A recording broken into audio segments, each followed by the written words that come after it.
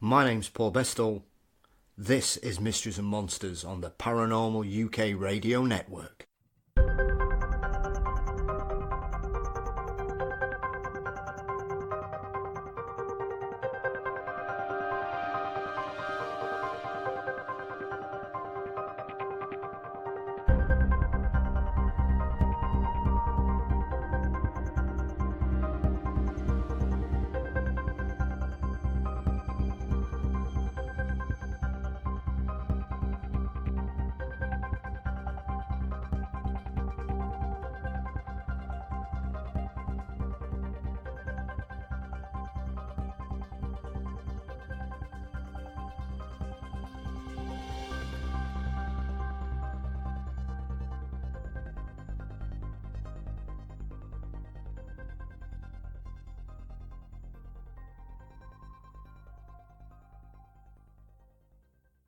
Welcome to this week's episode of Mysteries and Monsters. So first up, I'm going to give a shout out for a couple of our biggest supporters and listeners who have had some amazing news this week. First up, fellow Brit and mega talented artist Sam Sheeran has had his stunning portrait of Edgar Allan Poe nominated for a Digital Art Award by Beautiful Bizarre magazine. Sam's artwork has seen him chosen by some of the biggest rock and metal bands in the world, including Iron Maiden, Ministry, Rob Zombie, Fear Factory, Rammstein, amongst many others. He's also created artwork for Hellraiser, Judge Dredd, The X-Files, Mars Attacks, 30 Days of Night, Kiss, and Clive Barker's Books of Blood, as well as doing work for Into the Fray, David Weatherly, Small Town Monsters, and many more. The public vote opens on the 1st of October, but you can check Sam's work out on Instagram at Mr. Sam Sheeran or on his website mrsamsheeran.bigcartel.com. Well done, Sam, and fingers crossed for that award. Secondly, Brennan and Ian over at the Ghost Story Guys just passed 500,000 downloads, which is simply incredible. Massive congratulations to both of them, and here's to your next million. So, to this week's episode, and boy, do we have an epic episode for you today.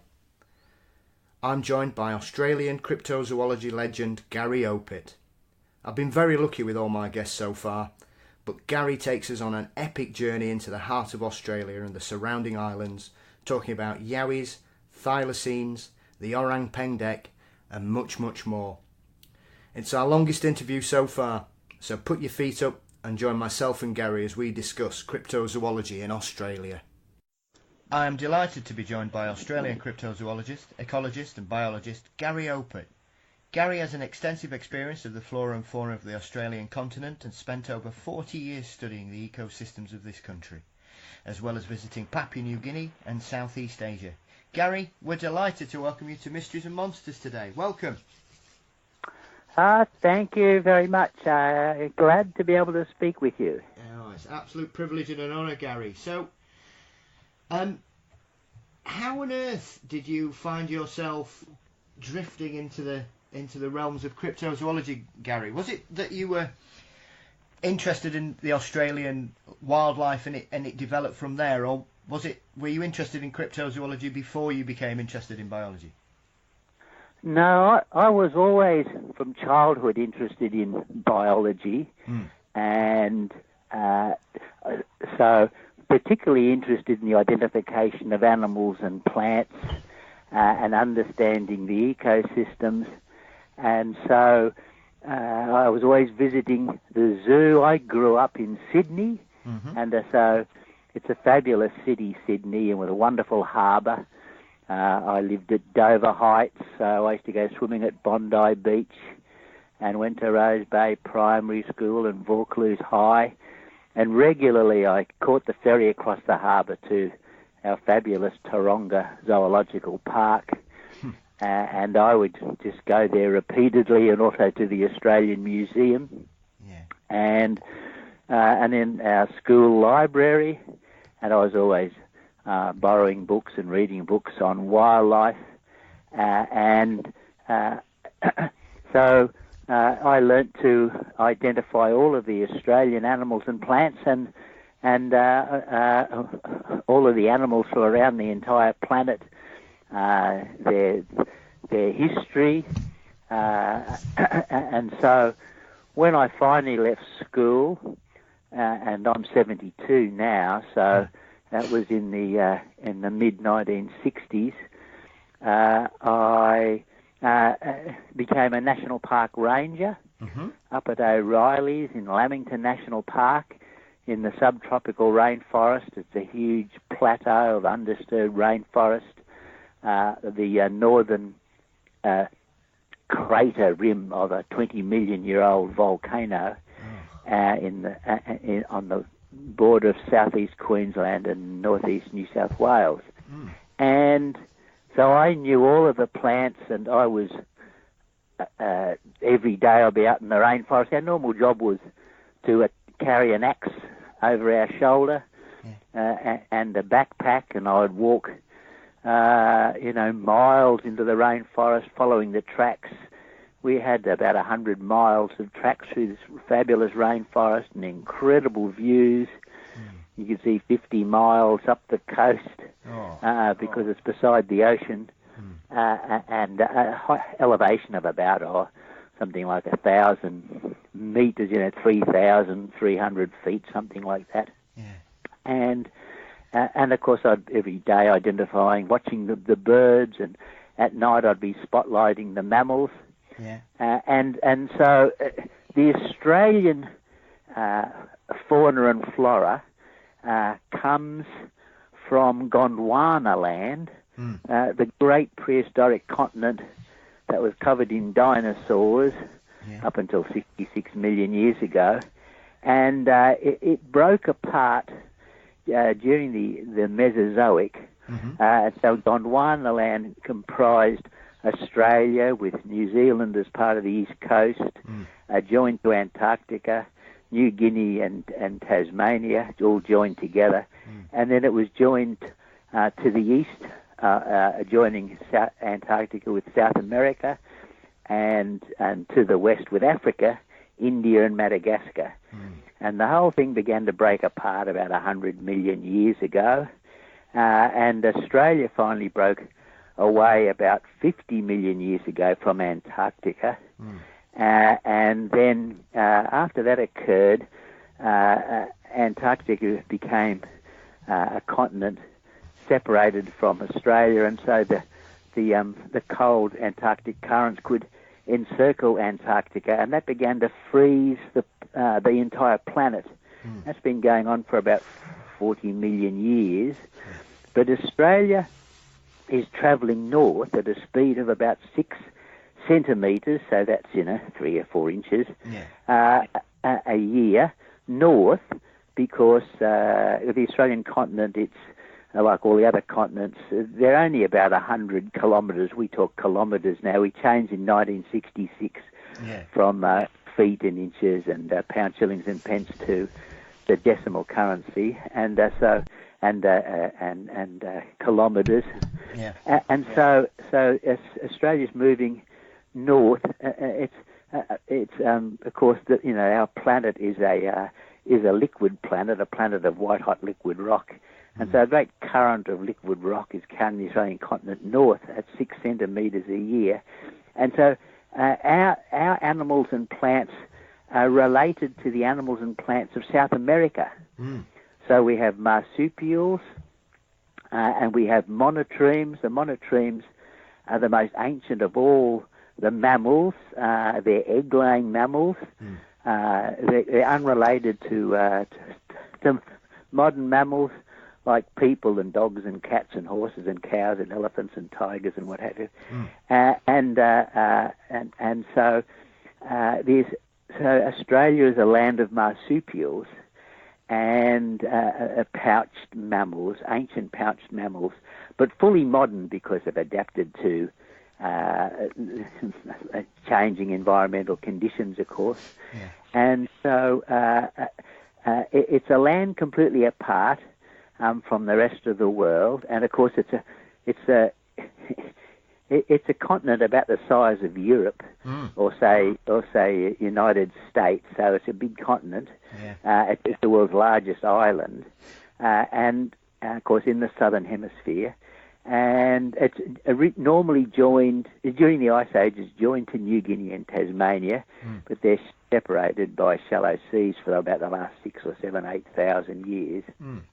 And so the Australian continent, as it's been drifting north into the tropics, and so the equator is just north of Australia, and so the top third of Australia is tropical, and in the middle third is subtropical, and the southern third, say, of the continent of Australia is temperate, an equivalent to the temperature, say, in the Caribbean. So, and so as the planet slowly froze, we got the ice ages.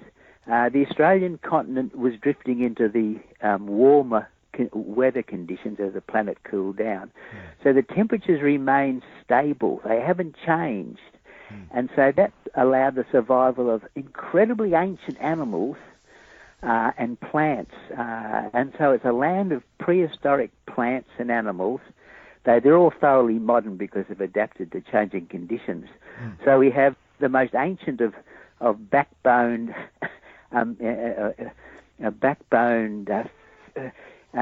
air-breathing fish, the lunkfish, hasn't changed in 350 to 400 million years, lives in the freshwater rivers of southeastern and central Queensland.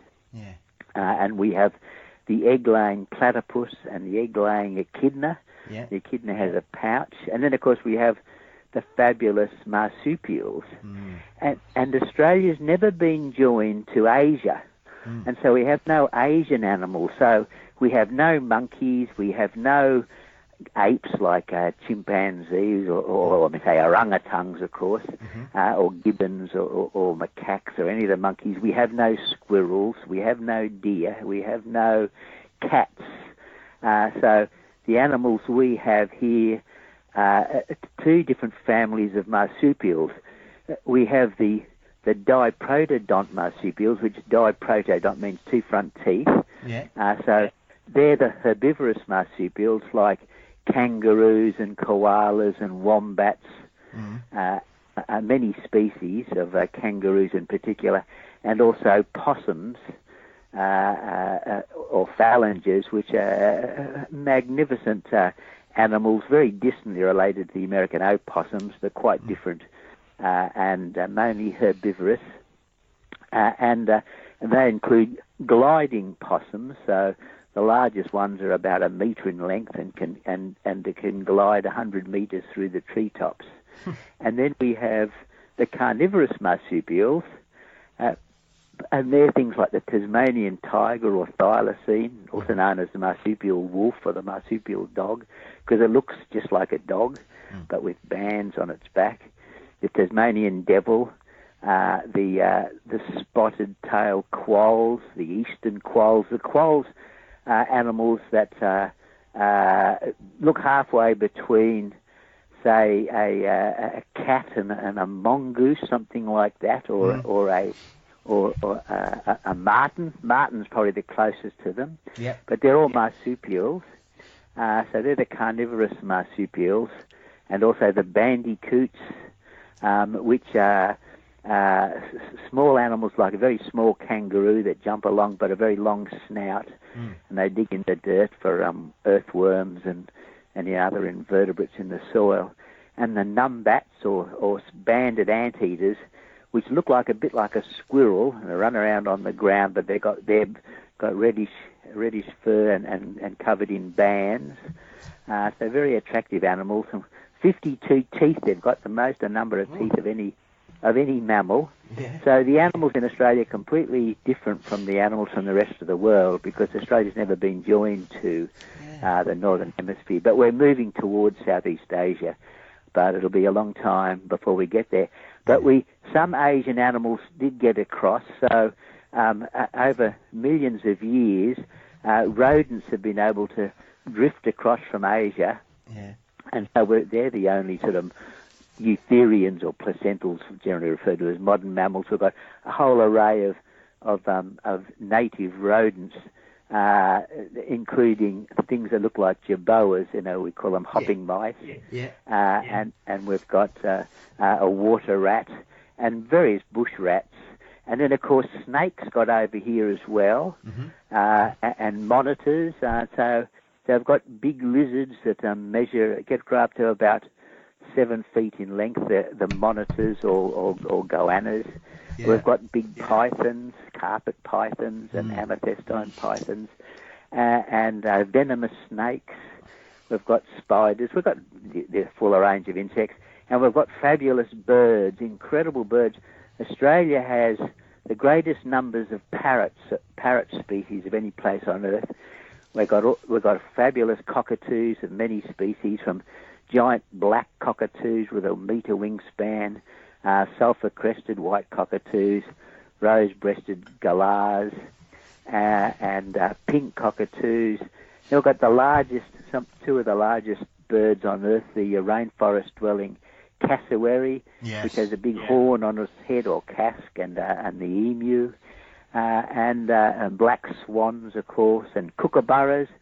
So a fabulous array of birds. And in the plants are unique. Australia is the only place on Earth in which the dominant trees produce vast amounts of nectar. And so we have eucalypts in particular in the myrtle family, and grevilleas and bottle brushes producing large amounts of nectar. And we have proteas related to the South African proteas, waratahs and banksias. They'll produce enormous amounts of nectar, and so we have large numbers of nectar-feeding birds and nectar-feeding flying foxes or giant fruit bats. So it's quite a unique array of animals that inhabit this continent. I mean, it's always fascinated me, Gary, because, like you say, I mean, as you've given us the overview there, Australia is incredibly unique in the world, in both the fact that it seems to have been a self-developing ecosystem with its own sort of evolutionary path, primarily because of its isolation. But on top of that, I mean, you touched on it. I mean, the cassowary is an incredible animal. I mean, obviously, most people outside of Australia sometimes don't realise just how dangerous a bird that is. Yes, that's correct. However, it's very rarely anyone actually gets attacked, because, like most wild animals, mostly they're very shy, and it's very rare for anything to attack you. Now, people are always frightened. I've heard them say, "I wouldn't come to Australia. I'm terrified of the snakes." Well, you're lucky to see one or two snakes in your life, even if you live in the bush.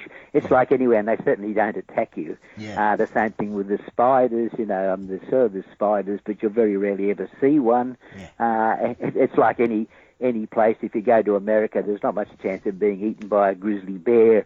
Or if you go to India, there's not much chance of being eaten by a tiger. You really have to get off into the forest. We have dingoes, of course, and they are introduced by people. They're related to Asian dogs or Asian wolves, and they were brought to Australia. But they believe by people, by Southeast Asian people coming from the Celebes, and they were making contact with the original Australians, generally referred to as Aboriginal people, and of course the Aboriginal people, they came across a long time ago.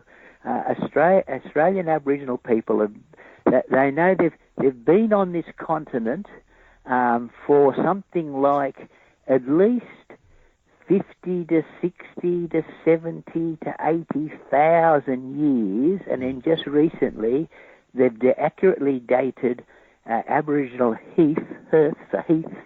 hearths, that's the word, hearths, we rarely use it, cooking fireplaces that have been accurately dated at 130,000 years old. And that's on the south coast of Victoria.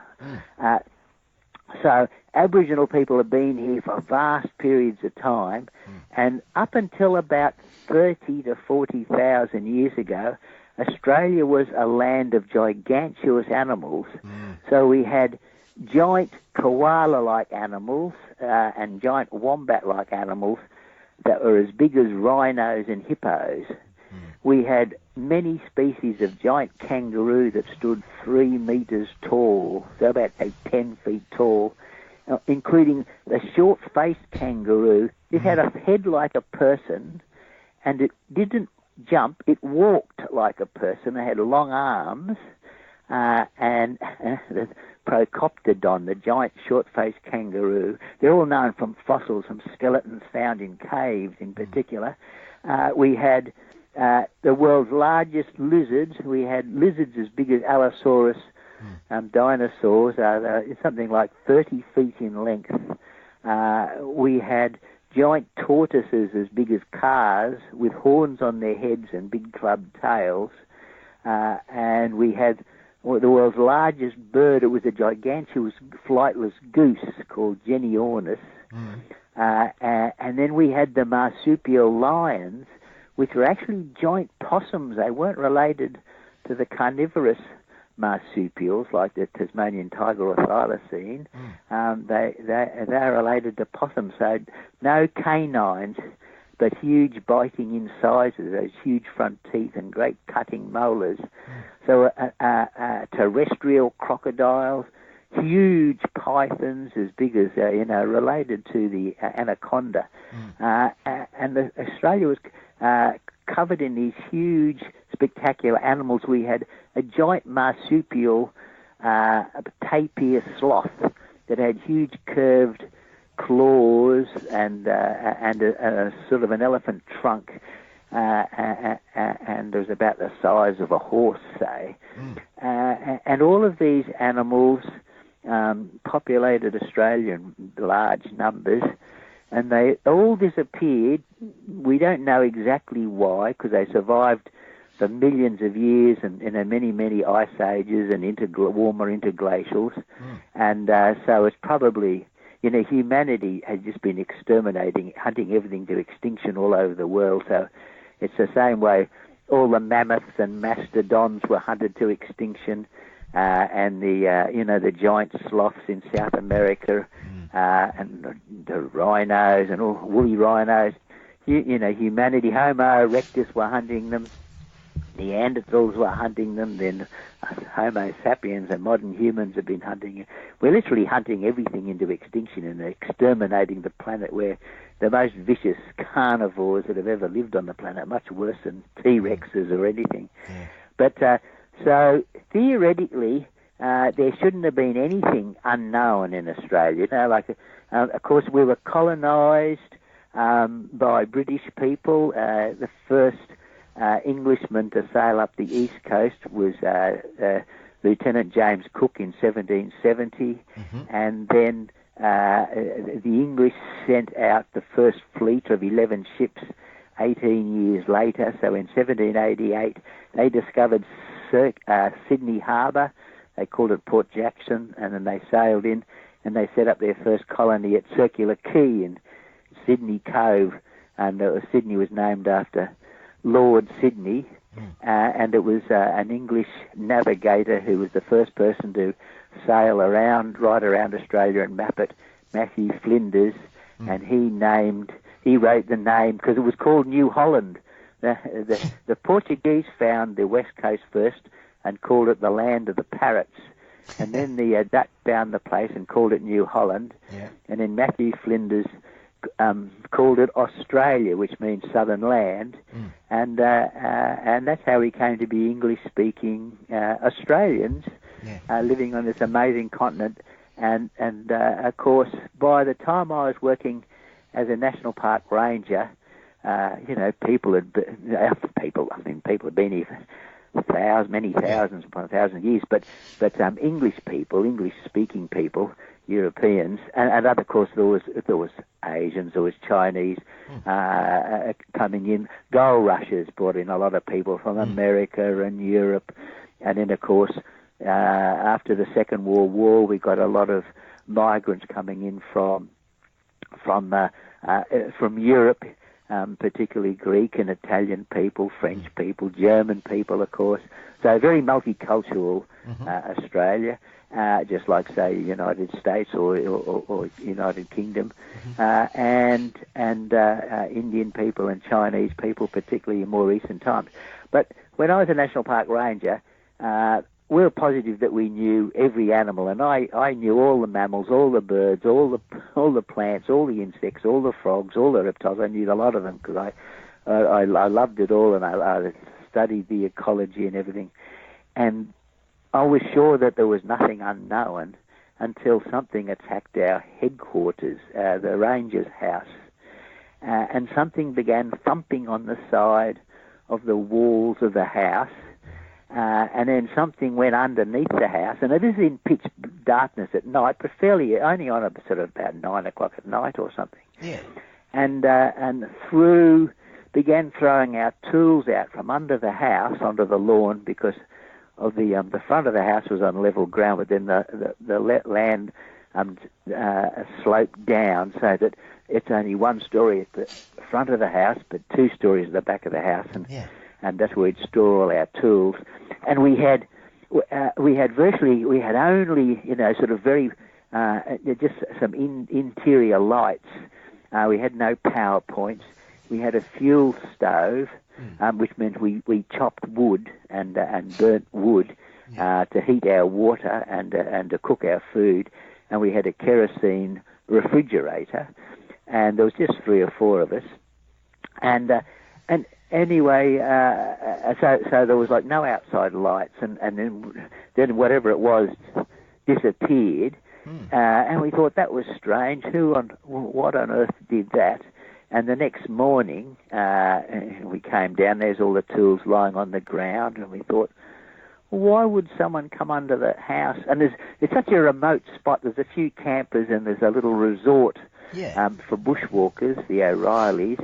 And then no one. It was a long way, windy dirt, gravel roads. It's bitumen today, but it's still a remote place.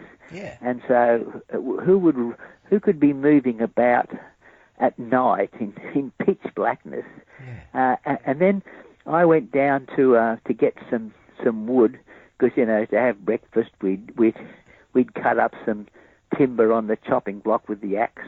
Yeah. And get a fire going in the big cast iron stove, to boil some water so we could have a cup of tea and have some breakfast. And I was astounded that something had attacked our huge wood pile. And this wood pile, because we're a National Park Ranger, you do everything properly. We built, toilets and sheds, and we did everything properly. We supplied the campers with timber, and we get the timber from whenever a big eucalypt tree fell down in the forest or over the road or something. We'd cut it up with a chainsaw, and then we'd cut it into pieces with an axe. And so we had this big wood pile that was about, say about 10 feet in length, and about, sort of 5 feet, 6 feet in height, and 3 feet in width, and the whole thing was all carefully stacked and held together with 6 sort of say 9 foot long big stakes of wood that were sort of 6 inches across, and that we'd use sledgehammers to hammer them a metre into the lovely soft basalt reddish soils.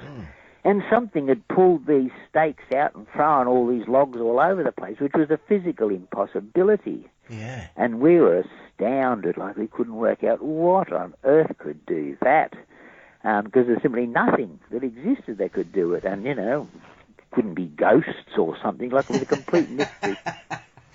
And what year was this then, Gary? So this was 1971. Right, okay. And so I asked the National Park, I asked the O'Reillys, who had their farm there, for already at the 1971 they'd been there about 50, 60 years or something, and then like for the last sort of 30, 40 years it had been a guest house for bushwalkers. And I said, what could have possibly do that? Was there something completely unknown, something something that's got hands, Yeah. and what on earth could do that? Have you ever come across anything? And because they were the pioneers who pioneered a track up onto the plateau top. It's a huge plateau covered in rainforest, and they cut out of the rainforest a farm of a few hundred acres, and then they had dairy cattle, and then the only way of making a living was milking the cattle and getting the cream, and they'd put it on their horses and they'd ride all day down this Stockyard Creek track down to the valley to a little town called Kerry, where they would, the cream would be trucked off to a butter factory, turned into butter, and then they would come back, climb. It would take them 2 days, one day down and one day they'd have to camp halfway along.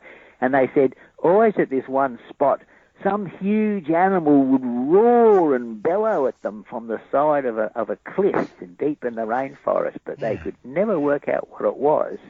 And Bernard O'Reilly, several times while walking through the rainforest, he was followed by something, and then he'd turn around and hurry back to try to see what it was, or what on earth could be following him. But he was never able to discover what it was. So anyway, so it just remained a complete mystery for years until about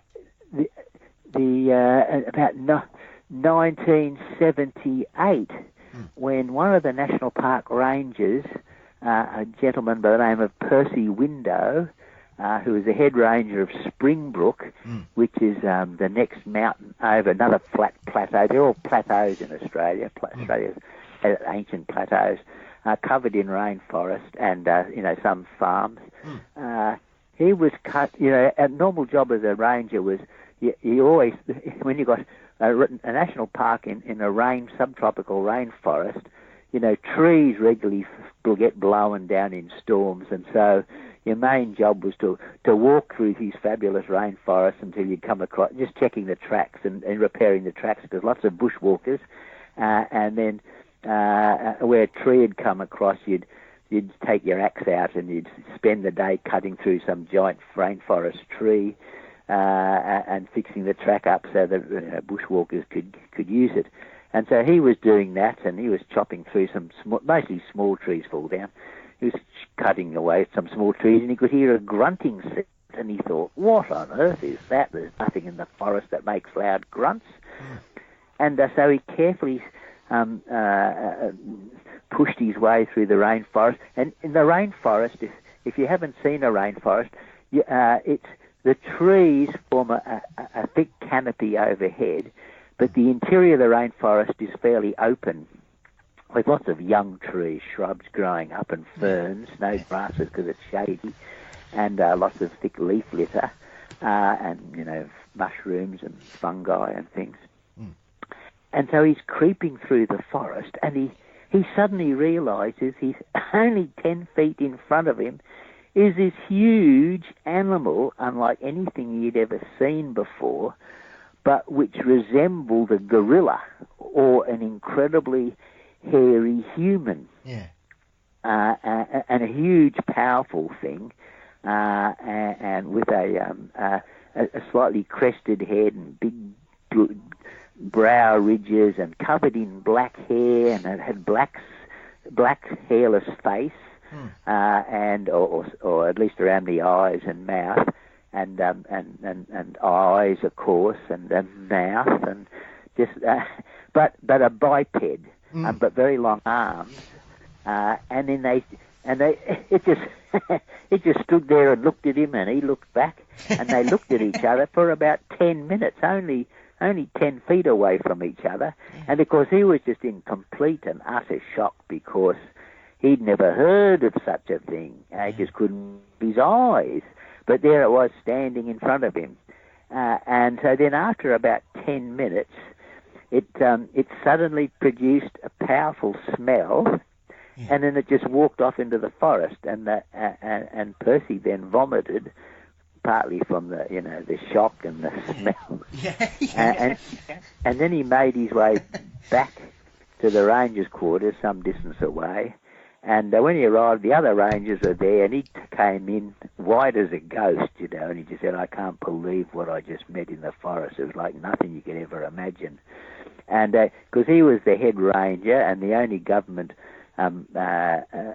personnel on the mountain, and so anyway, he reported. He told the National Parks Department in Brisbane, the capital of Queensland, what he had seen. And he said, no, they said, look, we don't want hunters going in after this animal, whatever it is. So they hushed it up. However, word eventually got out because, I guess he was chatting with other people and saying, have you seen something like this? And it turned out that there had been the odd other sighting, but no one had said anything because who's going to believe them? When you come across this huge unknown animal that's bigger than anything else you've ever come across. And meanwhile, I had heard a few years before, in 1975, I was exploring alone. That's because I spent most of my life exploring really remote bushland and rainforests and what have you. And I was just east of Springbrook, just on a day's walk exploring really remote, undisturbed forest, and something started to roar. And it was a roar as loud as a lion. And we've got no animals that roar at all. We have koalas, but they have a grunting sort of call, and of course we have cows that bellow. But this thing was roaring, and I thought, oh my God, there's something completely unknown in these forests. And then, but it wasn't until 1978 that we had one of the National Park rangers actually saw the thing and described it. Interestingly enough, though, that about a year before, it was also seen by a whole group of high school students from a private high school. It's called the Southport School. It's an Anglican school, and they were up on Springbrook, only a few kilometres from where this ranger Percy Window encountered this animal a year later, and so a whole group of these students with their teacher were on a camp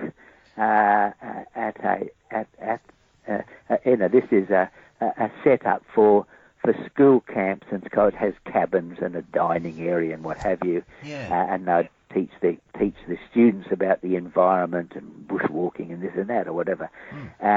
And so they suddenly realised that there was a thing, a great big black-furred thing sitting on the grass not too far away from the cabins near the edge of the rainforest. And they watched it for about half an hour with binoculars, and the teachers, they went and got the teachers, and the teachers saw it, and it was like sitting down, and it stood up, and then it pulled bushes out of the ground. It was standing beside this flowering shrub, and the shrub came up to its hips. And then it walked off on its hind legs, and it looked like a gorilla. And except it didn't walk on all fours, it walked on two, and it was twice as big as a gorilla, and it walked into the forest. And so the teacher led the boys up to see if they could get a look at it, a closer look. They had very close looks at it, but they this is absolutely amazing. How could there be something like this? So when they got to the bush, the flowering shrub that it was standing beside, they were shocked to see that this flowering shrub came to the tops of the teacher's head, yet it only came to the hips of this big animal. So they followed it into the rainforest, and while they were in the rainforest, the boys that had stayed behind see it come back out of the rainforest just a little bit away from where the people went in, and then it walked across the open grass and then into another patch of rainforest.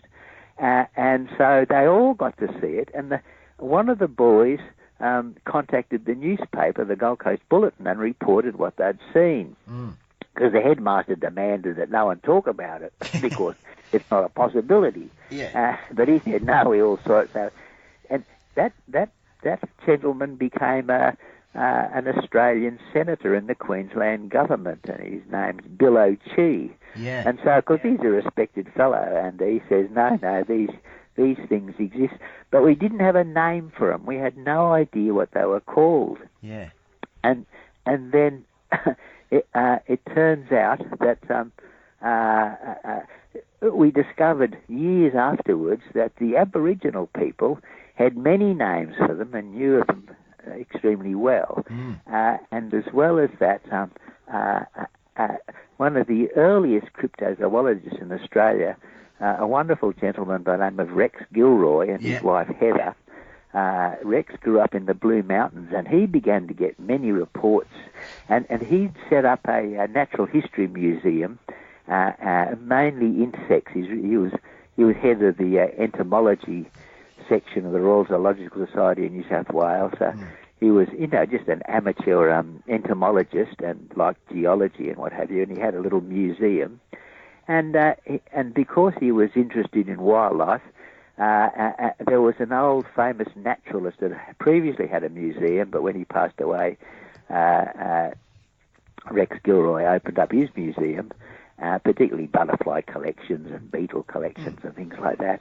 And so this old naturalist told Rex that all the Aboriginal people talked about a man-like animal that moved mostly around at night, and they called it the Yowie. And so Rex Gilroy began publishing articles in the paper asking if anyone had seen these animals, and he began to get lots of replies. And so he and Heather are sort of the parents or grandparents of Australian cryptozoology. I mean, I've always taken the stories of the Yowie, because I first became aware of it, Gary, about 25 years ago, and maybe this says more about my understanding of my interactions with Australians, but in the vast majority of interviews I've heard of people that have encountered a Yowie, that there's a general the witnesses tend to be very down the line. They don't flower the stories up, and there's generally a lot of fear that comes from the witnesses when they're explaining what they're seeing. I think primarily because it's not supposed to be there, and yet here people are seeing 9-10 foot hairy hominids wandering around the rainforests. Yes, look, that's right. So the majority of people, of course, like everywhere, they're urban dwellers, and they have very little interest in the wildlife, besides the general love of kangaroos and koalas and kookaburras and wombats and things like that, of course. And in Australia, everything's protected, even the snakes and lizards, and you can't go killing anything. We have a lot of feral animals that were introduced by the British. Yeah. So we have, we have foxes and rabbits, and we've got deer, 3 or 4 different species of deer. But otherwise, and then also wild pigs, and now, of course, we've also got wild cattle, wild horses, wild donkeys, and wild camels. Yes. That's the only wild single-humped camels on Earth, and the largest numbers. And of course, you've got to remember, if try to imagine Australia, imagine Europe, or imagine, say, the United States. And say United States. If you can imagine United States, say, with only 2 cities with 5 or 6 million around about where Florida is, or Miami or something down on the southeast. Yep. Then you've got 1 city of about 1 million people, Brisbane on the east coast, and then a few small towns widely separated by 100 miles, say, with a few thousand people in each of them up the east coast, and then on the whole north coast you've got 1 town, Darwin, with a few a couple of 100,000, whatever there's there. And then you've got one town where, say, San Diego is, with 500,000 or whatever, or 1 million people these days, where Perth is. Yeah. And you've got one town, say where Dallas, Texas is, or something like that, which is Adelaide, with 500,000 or 1 million or whatever. And then you've got one road that runs around the continent. You've got one road that runs from south or north to south through Alice Springs, and you've got no roads that run east to west, except across the top of Australia and the bottom of Australia, and the one across the top of Australia hardly anyone's ever used. It's always been a gravel dirt road with almost no towns. It's wilderness, Yeah. And you've got a population of about 24 million people, nearly all of which are in the city. Yeah. So the entire country is virtually completely unexplored. Most of the whole thing's covered in beaches around the coast, most of which have probably never been visited by anybody, besides Aboriginal people who have been here forever. And so you've got vast areas. You say, I've seen Australia. It would be like visiting, say, Europe and driving around it, but not actually seeing what's in the centre. So it's a vast, huge wilderness, because there's lots of farms on the eastern sort of third, particularly the southeast. But we've also got this enormous mountain range, a lot of it's sandstone, that runs just in from the coast, running from southeastern Australia. It's called the Great Dividing Range, that runs all the way up into Cape York in North Queensland. It runs much further inland. But all through New South Wales in particular, it's a fabulous sandstone mountain range. So it's truly spectacular. It's all flat-top plateau with sheer sandstone escarpments. So it resembles a little bit the Grand Canyon, covered in forest and completely inaccessible. Like there's no roads through it, or there's the odd road runs across it in the Blue Mountains behind Sydney, and then that's it, sort of thing. Then wherever there's gaps in between it, there's roads, obviously, and then it rises up again and it runs all the way. And so there's this vast wilderness. It's all protected in national parks because it's not, the forests, they've logged a lot of the forests, but most of the forests are inaccessible, and often they're eucalyptus forests. They're not very big, so they don't use them for anything. They're not great tall trees. The great tall trees, which mainly have all been logged, were all in the lowlands on the sort of east of the Great Dividing Range or south of it in Victoria. The tallest trees on Earth, trees that reach 500 feet in height. The largest flowering plants on Earth are the giant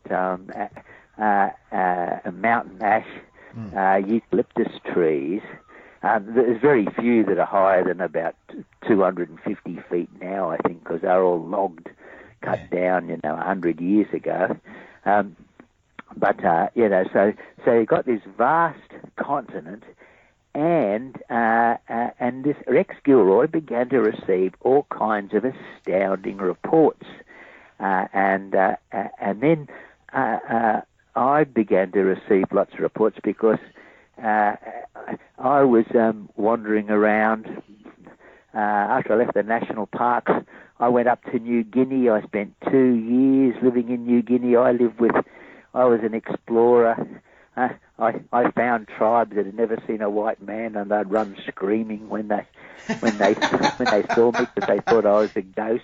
Wow. And then they would turn me into a warrior. They'd blacken me so that other tribes didn't know I was a white man, and I'd take part in big ceremonies, and we were charging around with bows and arrows and spears. I was a young man. I was in my early 20s. I was studying the birds of paradise and bowerbirds and the wildlife with the Wow Ecology Institute. I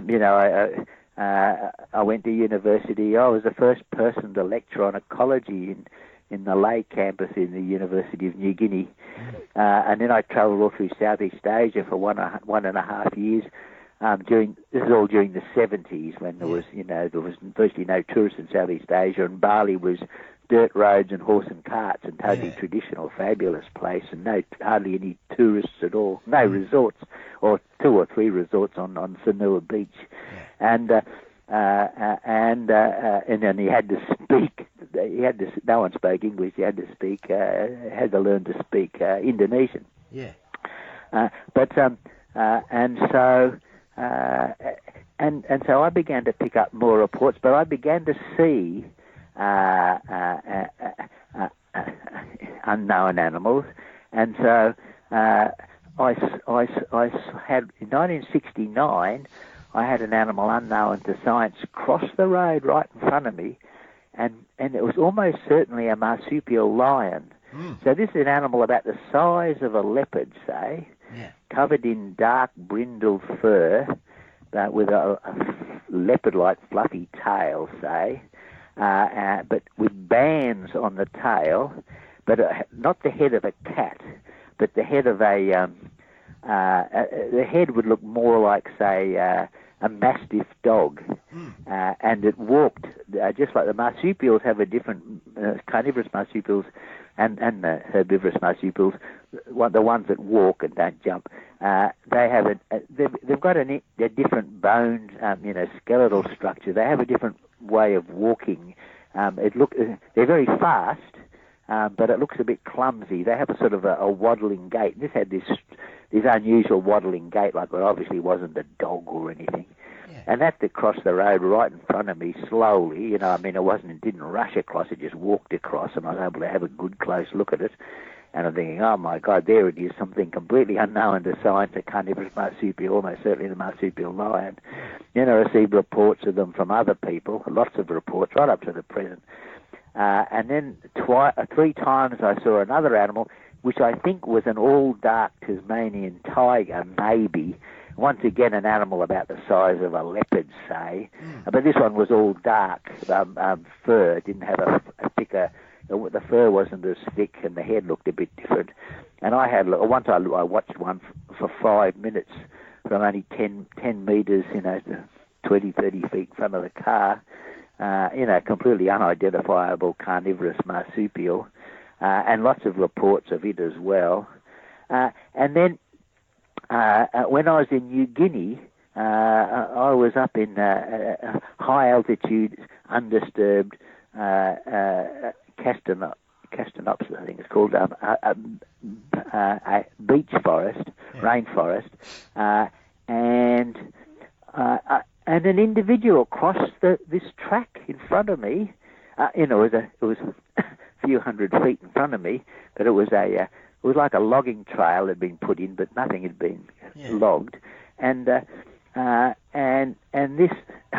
It was, to me, it was a man. A man crossed the track, but a black man, dark skinned. Well, I couldn't tell. I took it to be one of the local New Guineans. Yeah. But he didn't look up or down the track. He just simply crossed the track in front of me, and he wasn't carrying anything. And the New Guineans, of course, they never go alone. And this is very high altitude, remote forest, far from any villages, and he wasn't carrying any weapons. And the New Guineans always carry axes and bush string bags and bows and arrows and spears and stuff, and they don't walk through the jungle because they follow the trails. Because if you want to shoot a bird or an animal, a wallaby or a tree kangaroo or something, a cuscus or something like that, well, you can't use that in the rainforest because there's too many trees. It's only useful if you're on a track and you can shoot along the track or whatever. But he just crossed the track in front of me. So that was like, I was astounded because I'm thinking, oh my God, what's that? Wasn't wearing any clothes either. And to this day I don't know who that was, or even if it was. I took it to be a person, obviously, because it was definitely a hominid or a hominin. But I wasn't close enough to see if he was, naked skinned or hair covered or something or other. I just took it to be one of the New Guineans, and wondering why on earth he was here, but why was there only one, and then why didn't even see me, didn't even look up the track. It was sort of as if he was oblivious to the fact he was crossing a track. It was strange. But the other weird thing was that I then began to hear these powerful, bellowing, roaring calls.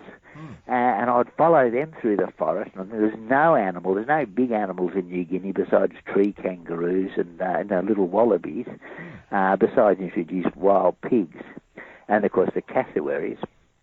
And so I heard these loud bellowing calls several times. Never found out what on earth caused them. I used to follow the calls through the forest, but could never find the animal that was responsible. And then in 78 or 79, living on Tambourine Mountain, I had these incredible bellowing, roaring calls that sort of sounded like yee, yee, yee, yee, yee, but powerful. And went on for 5 minutes, and 3 dingoes started howling, going, oh, because they howl like wolves. Yeah. And so I had this incredible roaring animal, or bellowing animal, with a repeated call. These calls are always the same repeated calls, and the dingoes calling, and this is at night. Yeah. And I lived there 25 years on Tambourine Mountain, surrounded by rainforest. And I used to work at in wildlife parks in those days, a Lone Pine Koala Sanctuary and at Dream World Koala Country. So, I spend my days cuddling koalas and giving people koalas to cuddle and take photographs of them. I've never worked in a city. I've never been in an office. I've never had anything to do with civilization. I keep as far from civilization as possible. I'll visit a city, but I'll only go there to go to the zoo or the museum or art gallery or whatever. Get some culture. But I have nothing. Otherwise, I have nothing to do with cities at all. Never have, because I like to be. I've always lived in forests, and where I live now, my wife and I, and we raised our children. We've got 6 acres in the middle of a forest, surrounded by, thousands of acres of nature reserve beside the beach, completely private. I've always lived in places where you've got the universe to yourself. You look up, at night, you've got the Milky Way galaxy above you. You've got the roar of the ocean. You walk to the beach, there's not a soul on there, and there's big roaring waves, and it's subtropical.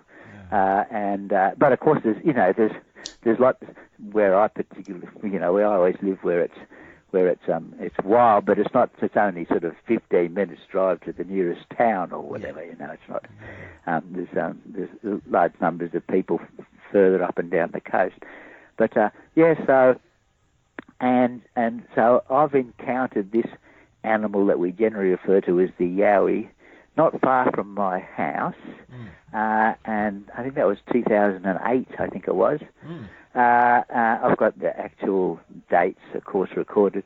But I was walking, I've got a wonderful miniature poodle that we bought for our daughters when they were young, of course, and he's still with us. He's 17 and a half now. His name's Banjo. And we were going for a walk, not far, half a kilometre from the house, down this gravel track through the forest, just taking a nice afternoon stroll, and I could hear something large pushing its way through the very dense undergrowth, and the forest around where we live. We've been here now 20 years. It's coastal eucalypt forest and paperbark forest in the flats, and there's large wetlands or swamps, but the swamps are covered in trees, big trees covered in papery bark. They're related to eucalypts called paperbarks or melaleucas. And then there's ancient sand dunes from when the sea levels were higher thousands of years ago.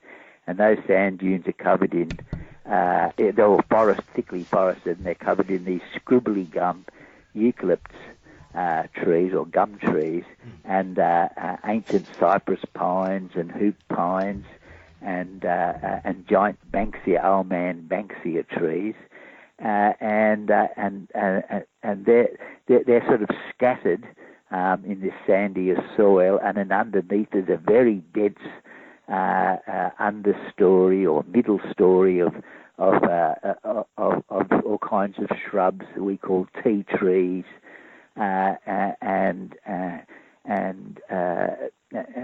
number of other species. Really dense. You can hardly push your way through them. They're so thick. The vegetation's really thick, and lots of little vines and things growing through it. And so, I mean, it's difficult to get through it. But of course, there's because it's all a nature reserve. There's tracks through it and around the sides of it where I was, and I could hear this big animal pushing its way slowly towards me, and I was wondering if one of the cows had got loose, because there's near our place is about 500 acres, and they run a couple of hundred head of cattle on it, beef cattle, and I wondered if one of the cattle had got loose, because it was, it had to be an incredibly powerful animal to push its way through this thick vegetation, and you could hear the vegetation being pushed aside, and then suddenly there was a loud crack, as if some big stick snapped or something underfoot, and then there was more of these cracks, and then it was pushing its way through the forest, and there was these loud cracks. I'm thinking, well, there's no dead sticks on the ground because it's all very moist, and everything's sort of rotted, so nothing cracks underfoot, and I thought this could only be something that's got two huge sticks and whacking them together. And then after about 5 minutes of approaching me, my dog Banjo, he barked ruff ruff, because something was coming towards us. And I said, "Quiet, Banjo." And I thought, oh, well, that's it. I won't see what it is now, because it knows we're here, because before we hadn't made a sound. And it was 50, 60 metres off, 100 foot or more, 120, 30 feet or something or other away, and didn't make any difference. It still continued to push towards us, and still more loud cracks, but not as if, when a person whacks sticks together, you can't help but begin to do it rhythmically. But these were, every time one of these loud cracks was made, it was random, so they might be 30 seconds, 50 seconds, a minute apart, or 10 seconds, it was all over the place. So once again, so maybe the first 5 minutes, I might have cracked these sticks together maybe half a dozen times or more. And in the next 5 minutes, it cracked them again like half a dozen times or more. And then my dog barked a second time, And I thought, well, that's really ruined it. No, it didn't make any difference, and it continued to crash through the vegetation, cracking these sticks until it was only a few metres away, and then it began to move beside the road away from me. Then it came back again, cracking its sticks, and I was looking with my binoculars the whole time, and I finally could get a view of something that looked like it was about 1.5, 2 metres tall and covered in brown hair. But, that's all I saw of it. I couldn't say what it was. But I was thinking, oh, my God, this might be one of these yowies. Because I've spent years in the bush, and I've got, I've done hundreds of fauna and flora surveys, ecological assessments, and I've spent most of my life in the bush, seen next to nothing, not a single thing for decades. And I've got friends, I was just out with one of my closest friends. He's a botanist, a doctor of botany, and we were doing a flora survey just the other day through remote bushland, and I'm thinking maybe we're going to see something this time. No, not a sign of anything. but whatever this was, it suddenly went quiet. you couldn't quite tell how far it was, 5, 6, 7, 8, 9, 10 metres in or something or other. So I pushed my way in, because I'm not frightened of these things. I pushed my way in to try to find it. And I never heard it leave. It moved off very quietly, and I could find where it had been walking because it had snapped all the vines, so I could push my way very quietly and slowly, because no trail, it's just thick bush. Yeah. And then I did find what looked like a bed almost of broken, dead, rotted Banksia wood on the ground, but nothing had been lying on it, but it looked like it had been put there. It didn't look like it could have fallen there because it was unusual shape, sort of bed-shaped. Yeah. But nothing. So that's the nearest I've come across to the thing. But I've received hundreds of reports from people who have had close encounters with it. And then over the last 22 years, because I'm an expert at wildlife identification, I've been broadcasting a wildlife identification program for the Australian Broadcasting Corporation, which is the Australian federal government-funded radio station and television corporation in Australia, just like your BBC. Yeah. So it's called the ABC, Australian Broadcasting Corporation. And in northern New South Wales, we have the North Coast local radio station. So that it's the main radio station that all the farmers and the rural workers listen to for hundreds of square kilometres.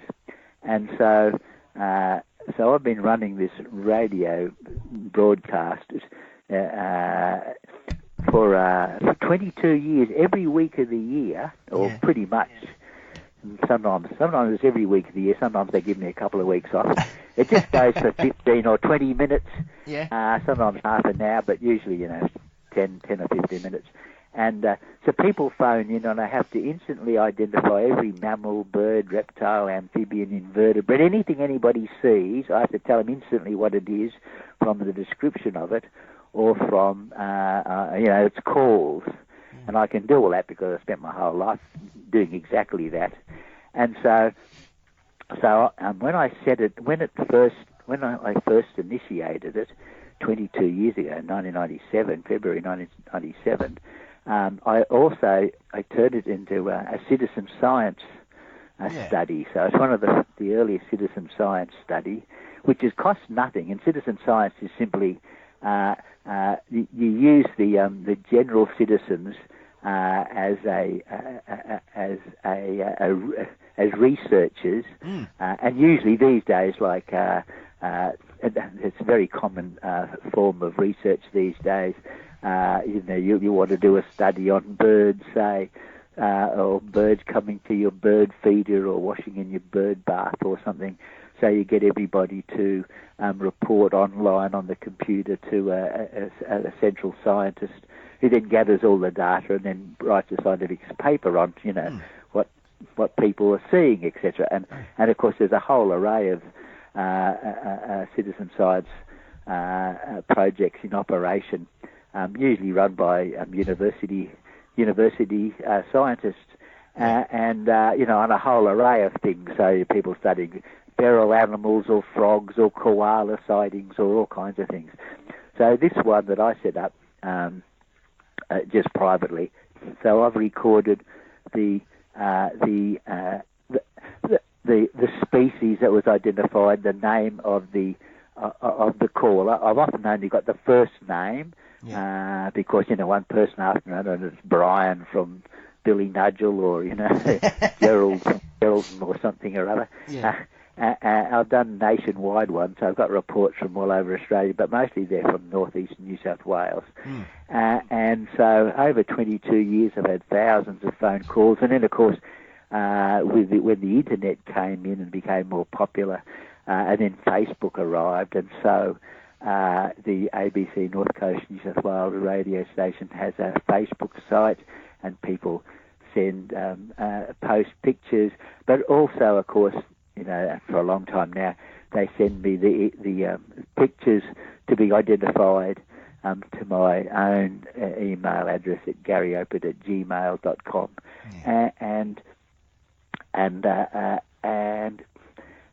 So I ended up with thousands of reports, and of course I recorded, as I said, the species, the person recording it, the locality, the time, the date, of course, a description of the animal and its behaviour. And so we've identified about 400 different species of animals, and some of them, of course, are threatened species, species that are rare. And I got a report of one parrot that's supposed to be extinct since 1927, the paradise parrot. Yeah. And I've also received reports of around about a dozen species of mammals completely unknown to science. Now, the only problem with this, of course, is that I've got no way of verifying anything. But I'm mainly just looking for patterns anyway. So someone could phone up and say they've seen something that they haven't seen or whatever. But that's a bit unlikely because, why bother phoning up and saying you've seen a kookaburra or something when you haven't seen one, or whatever. And they're all farmers and what have you. And unlike city dwellers, as we know, the difference between city dwellers and farmers and country people all know each other. They know each other very well, especially if they've been living there for years. And everyone's got a reputation to keep. You can't be living, as you could say, the same thing in the United Kingdom or anywhere else. If you come from a small village, if you're a liar or a hoaxer, you won't stay. Your name will be dirt, will be mud or whatever. Absolutely. If you're a thief, if you're a liar, if you're a hoaxer, if you're anything at all that's in any way dishonest, the rest of the population will have nothing to do with you. Yeah. So country people have got their reputation at stake all the time. City dwellers are the opposite. City dwellers are surrounded by thieves and criminals and hoaxers and con artists, and everyone you meet in the city is either trying to sell you something or trying to rob you. I mean, I'm being a little bit negative here, but you know what I mean. I do. Obviously, you got friends, and majority of the people are decent. However, if someone comes up to you and says, have I ever got the deal for you or something, it's probably some scam. And anyway, as well as that, any time in the city, everyone's pushing and shoving, and everyone's in direct competition for space, and and you don't want to look sideways because someone will be there and you'll trip over or something or other. And in the city you don't look. You can see city dwellers; they don't look around. But country people are the exact opposite because they've got to look around all the time, because their jobs aren't just catching a train and going to work in the office. Their jobs, on farms or in the forest or in the sea or whatever, and they spend their whole life looking. They're always looking at the sky. They got to know what the weather's doing. They don't look on TV to see the weather. They know what's going on, and if they see something that's unusual, they feel that they have to tell somebody. But they've got to be careful as well because they don't want to start because if you say you've seen something that no one else has seen, and people immediately start thinking, hang on, what's wrong with Charlie there? He's seen something or other, that sort of thing. But they know, he's not an alcoholic or he's not a liar because everyone knows him. So I've had hundreds of reports from farmers who will talk to me on air, while the rest of the community's listening, and describe animals unknown to science. So if a farmer's telling you that, or if a national park ranger's telling you this, or a forestry worker or some other rural worker, you can be pretty sure they're telling you what they've actually seen. But the interesting thing is, and this is the thing with cryptozoology, there must be something behind it because not a single person's ever seen a unicorn. I've had no one say they saw a unicorn. Now, a unicorn's just a horse with a horn. And so if they're hallucinating, no one seems to see, because some people say, people that see these things, they've either hallucinated or they thought they saw something. Well, it's all of these fabulous animals, and fabulous being that they're, fabled, mythological, unicorns and dragons and goblins and fairies and what have you. No one's ever seen any of those. And a unicorn's a perfect thing. Why doesn't someone see a unicorn running across a paddock? Because there aren't any. Yeah. But what people are seeing again and again are these same animals. And so the majority of reports I've received are of Tasmanian tigers or thylacines. Yep. Thylacines. And these are these striped marsupial, generally known Tasmanian tigers because of the dark stripes on their back, but otherwise used to be known as Tasmanian wolves or Tasmanian dogs or marsupial dogs. They look just like a dog. They've got a pouch, of course. The pouch faces backwards. And these animals, unrelated to dogs or tigers or wolves, of course, they're more closely related to kangaroos, and they can jump along on their hind legs and stand up on their hind legs, but they've only run on all fours. They've got a huge gaping mouth. And I've had over 100 reports of people seeing these thylacines or Tasmanian tigers in northeastern New South Wales, and other reports from all over Australia. And yet no specimen has ever been caught and brought to a museum on the Australian mainland. They're called Tasmanian tigers because they're only known from the state of Tasmania, which was joined to Australia up until about 6, 7, 8,000 years ago. And the Tasmanian tiger is a carnivorous marsupial that hunts small animals. Yeah. And Tasmania is quite a large island. I mean, maybe it's the size of Ireland, I'm not quite sure. But it's quite a large island, and it's very mountainous, and most of it's wilderness. So about 1/3 of it, no one's ever moved, even been able to explore it. It's that wild and rugged and densely vegetated in temperate rainforest, and Antarctic beach forest, etc. And these Tasmanian tigers, no one saw a single one of them for the first 4 years of British settlement at Hobart or at Stanley. Tasmanian Aboriginals, of course, knew them well, of course, and called them Karina. And then Tasmania was quite densely settled on the sort of the southeastern and northern and central sort of eastern sections where it was flat, open grasslands. The Aboriginal people were fire stick farmers. They're actually agriculturalists.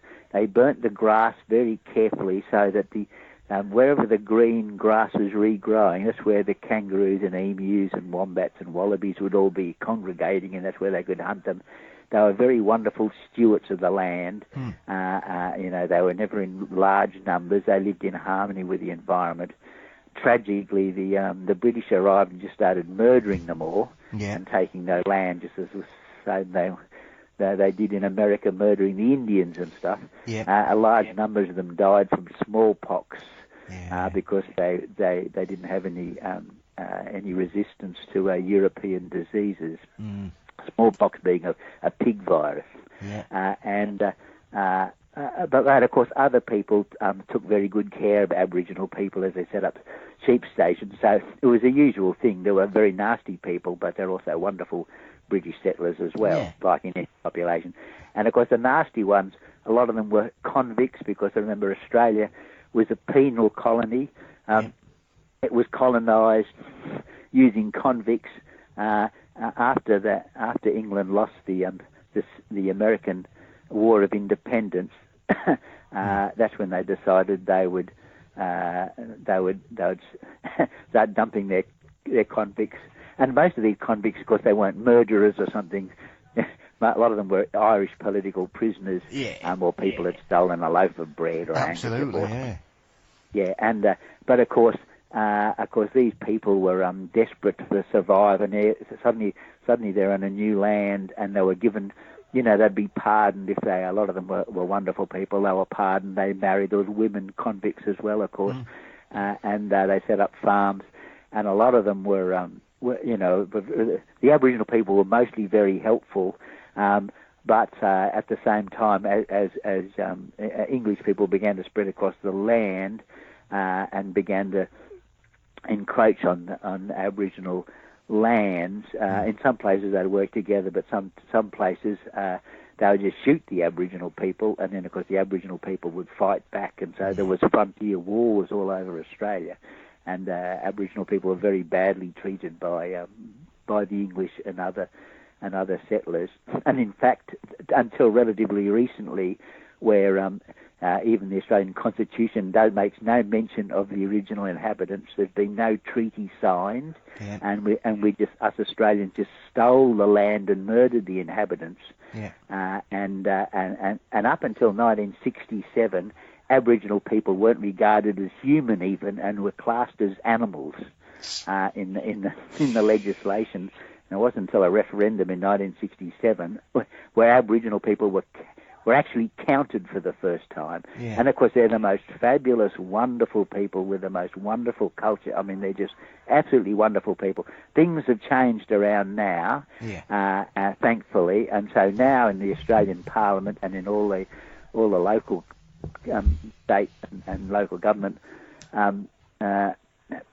houses, the Aboriginal flag is flown, and when proceedings start, the first thing they do is pay their respects to the Aboriginal landowners, you know, and their elders, etc. So things have changed. Of course, we're in the 21st century now, and we understand what we've done. But so it's a much better situation today, of course. But so the Aboriginal people knew of all these incredible unknown animals, and because the British, when they came here, they didn't listen to the Aboriginal people to any great degree. Some did, very few of them. And the Aboriginal people talked to these bunyips. And the bunyips were animals that lived in the forest or lived in the waters. There was different kinds of bunyips, and bunyip was just one word that was used with lots of different words, because there's about something like, I think it was 300 different tribal languages right across Australia, 300, and could be more. And so the word bunyip talked about a large water beast, and there was different kinds of bunyips. So probably most of the bunyips being seen by the Aboriginal people and the early settlers were probably seals swimming up freshwater rivers, and we have the most spectacular seals in the Antarctic waters, the leopard seals. Leopard seals are the most carnivorous of the seals. I think they reach about 9 or 10 feet in length. They've got a head that looks like it's not your normal head. It's more like, well, they call it a leopard seal, but it's got a head that sort of almost reminds you of a raptor or something or other. Big teeth and sort of flat-headed, and they're hunters. They particularly feed on penguins and seabirds and fish, of course, and they sometimes swim up. They reach Australia at times, young ones mainly.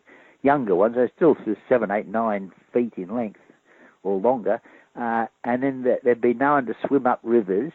And even about 20 years ago, one was observed hundreds of kilometres up the river, and they were even possibly attacking people. So that was one of the bunyips. But there was other bunyips as well in the Hawkesbury River, as an animal that was being reported many times, and it's a very Loch Ness monster-like animal. It's very much like a plesiosaur. So you've got this small snake-like head, a long neck, and a long body, and it's been reported dozens and dozens of times. It's common. All the Australian cryptic animals are common, most of them anyway. And then of course after we removed. The Aboriginal people were hunters, fabulous hunter and gatherers, and of course they used the native dog, the dingo, that was brought to Australia about 4,000 years ago or so, as a hunting companion.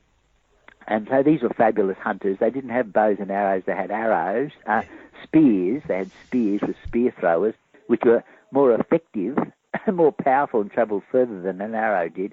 And also the Aboriginal people, very peaceful people. Like, they never had huge tribal warfare like people in the Northern Hemisphere or some of the other nations, other continents.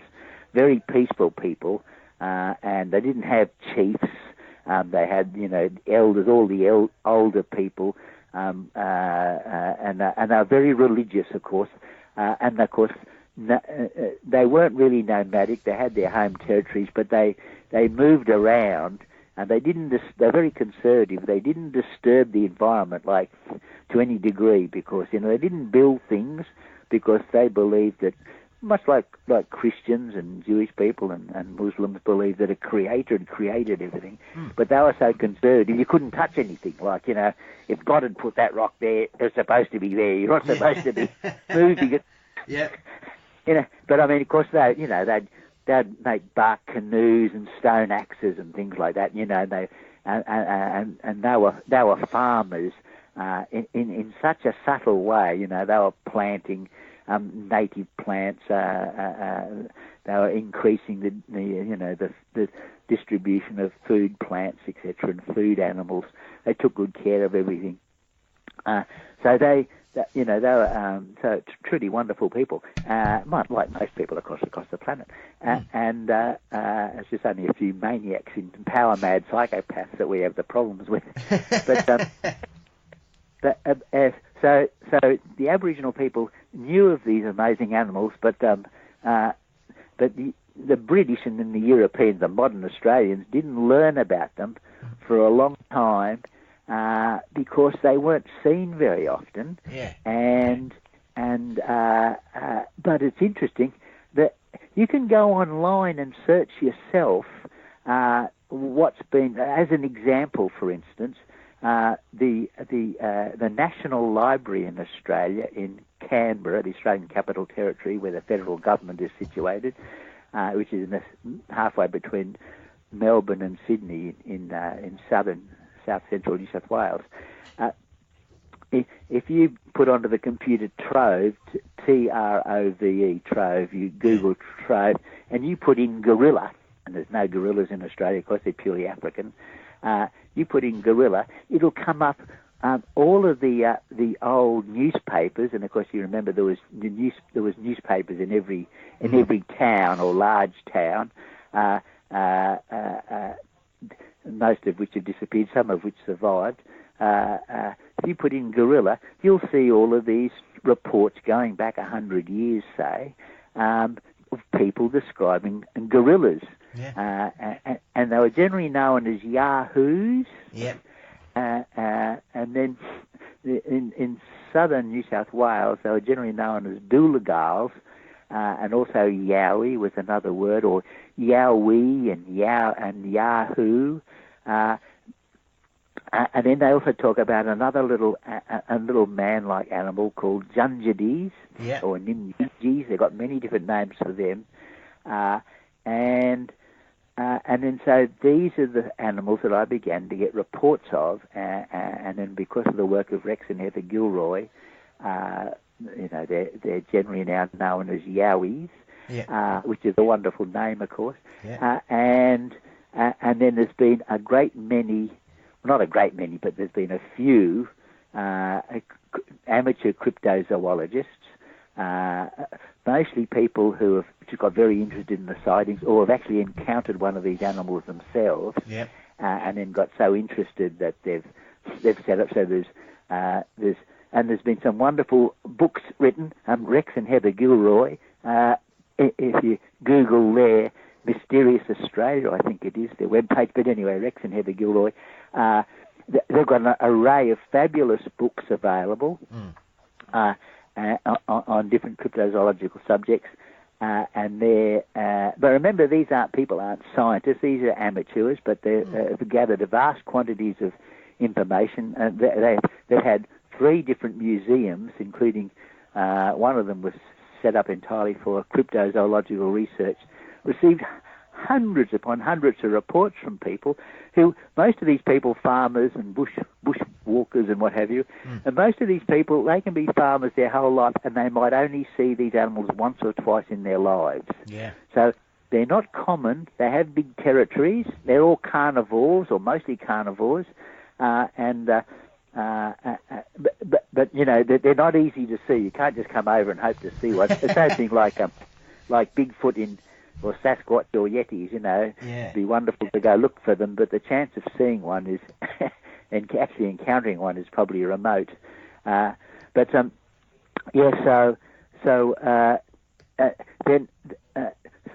as I was saying earlier, so I was receiving all of these reports, and I've received lots of reports of Tasmanian tiger-like animals, and in lots of reports of that animal that I saw, which is probably the marsupial lion, Thylacoleo carnifex, which is like, it's supposed to have gone extinct about 38,000 years ago from, you know, the fossil evidence. We found fabulous fossils, perfect fossils in the Nullarbor caves in Western Australia, etc., and Naracoorte caves in South Australia, limestone country, of course. And then, and then, as I said, we seem to have two humans, unknown humans, the Yowies, and that's a hominin. It's virtually identical with the Bigfoot, and probably the same creature as the Yeti, perhaps, and which is probably, I think it's most likely to be a Denisovan, which is a species of big human, first discovered in as fossils, 40,000-year-old fossils in a cave in Siberia, in a cave that was inhabited by a religious hermit by the name of Denis, and so it's called Denisovan. It's been an archaeological exploratory site for a long, long time, and they've found Neanderthals and our species Homo sapiens, all in breeding. As we know, Europeans have got something like 1 to 2 or 3% or something Neanderthal DNA, which is supposed to be responsible for red hair and freckles and things like that. Who really knows? And then they discovered this Denisovans with really big teeth and big fingernails, and now they've found Denisovan teeth or jaw or something in, I think, a jawbone in the Himalayas, 160,000 years old. Yeah. And then they were able to get the DNA from this unknown species of human, and they found that DNA is also in the Sherpas. And the DNA, when they've studied it, it's an adaptation to live at high altitudes. And the Sherpas have these stories of how the Yetis, one of the names for those hominins that live, hairy hominins that live high in the Himalayas, occasionally abducting Sherpa women and reproducing with them and having children. And Chinese and Asians talk about the same thing. Of course, you have the Almas and various other populations. Yeah, in the Caucasus and all through Siberia and China and all those fabulous mountains. And interesting enough, this is what's fascinating, the Aboriginal people in Australia and the Highland New Guinea people also have Denisovan DNA in them.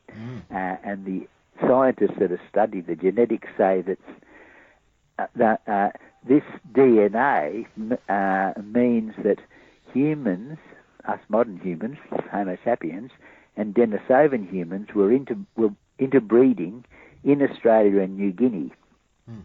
So because you'd think, well, how would a primate of some kind or a hominid or a hominin get to Australia, because we don't have any Asian animals.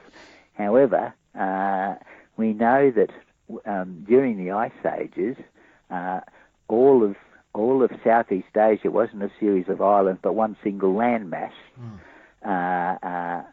getting all the way down to Java and Bali was all joined to to the one single landmass. And during very dry spells, the African savanna spread all the way down across Asia, all the way down to Java somewhere, and had sort of like African lions and Homo erectus running around. And then during interglacials, when the conditions got wetter, the rainforest expanded, and then you had rainforest, and the grasslands would decrease. And so they know that in Java they've got one or two species of Homo erectus and Paranthropus, which is even more ancient species, and then you have the Wallace Line and the Lydecker Line. These are great water barriers that run between the Philippines and between Bali and Lombok, and on the western side of those Indonesian deep water channels that have always been there, you get the Asian animals, and on the eastern side you get the Australian animals. And we know that from stone tools that Homo erectus crossed over into Flores, the island of Flores, just above Australia, 1 million years ago. And we know an even more ancient species called Homo habilis crossed as well, and we now know it as fossils of what's called today the hobbit, Homo floresiensis, and that's a little human, only the size of pretty much a chimpanzee, but a proper little bipedal hairy human. And remember, all humans were hairy up until Homo sapiens. Neanderthals were probably covered in thick hair because they didn't have clothes. They didn't have needles, and they lived for 500,000 years all through Europe, through ice ages and everything. So probably covered in dense hair. And, Homo sapiens, we're a species of semi-aquatic hominin. We swim, which is why we have puny hair, which is why we have subcutaneous fat, is why we stand up so tall, because we're wonderful swimmers. We have a hooded nose, which is for diving and swimming. We couldn't swim if we didn't have this hooded nose, instead of just two nostrils like chimps and gorillas and what have you. And you can see that where humans love to live is on the beaches. And of course, we originally evolved, Homo sapiens appeared to have evolved as a semi-aquatic species, a species of hominin.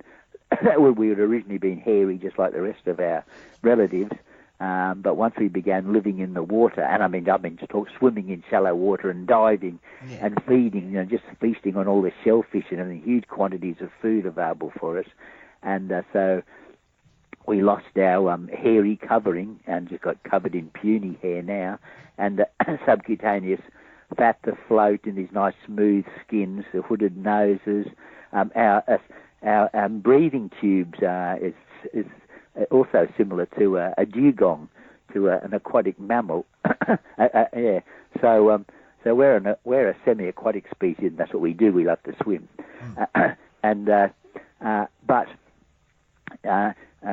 So these hobbits, these little Homo habilises, they used to think they were a miniature of Homo erectus, but they seem to be a miniature Homo habilis, a more ancient species. That they were living on the island of Flores only a few, several thousand years back. We don't quite know. It was thought of 13,000. Now they think it was much more ancient than that. But and then of course we know that in Sumatra we have the orang pendek, which is like a little hairy man, which is probably one of a surviving population of these Homo floresiensis. Floresiensis named after the island of Flores, or hobbit named after Tolkien's hobbits. And the Australian Aboriginal people talk about them, and I get lots of reports of them as well. And like I had a farmer phone me up only about a year ago now. He was riding his horse, herding some cattle beside the forest. His dogs ran over and began to bark at something, and he rode over to see what they were barking at, and he said, live on air, I saw these three animals. I said, what do they look like? He said, I'm I almost don't want to tell you what they look like, but I better tell you what they look like. They look like little hairy people. And one was 4 foot high and covered in black hair, and one was 3.5 foot high, like his woman, his wife, and she was covered in brown hair or blonde hair, light brown hair, and they had a child, and it was 3 foot high and covered in brown hair, and off they ran. And then I've had quite a few other people phone up and tell me, describe exactly the same thing, either brown-haired, not light brown-haired, or dark hair. Yeah. And the most interesting one, and I don't know if people are lying to me, but they're all describing the same thing.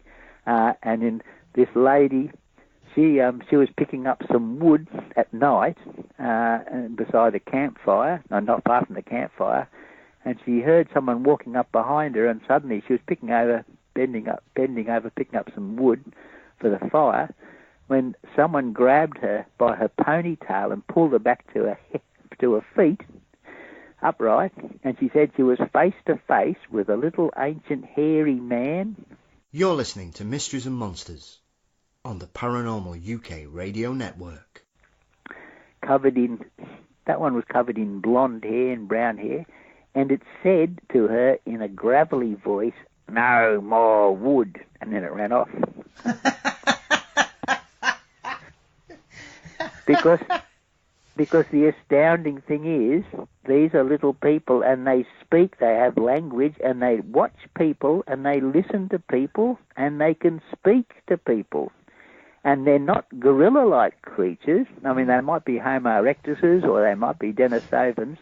Yeah. But I haven't had this happen to me, unfortunately, but I've had people contacting me, telling me that they've talked with them, and that they've learnt English words, and that sometimes they'll suddenly see a big hairy man-like thing, yell out, "Hey, you!"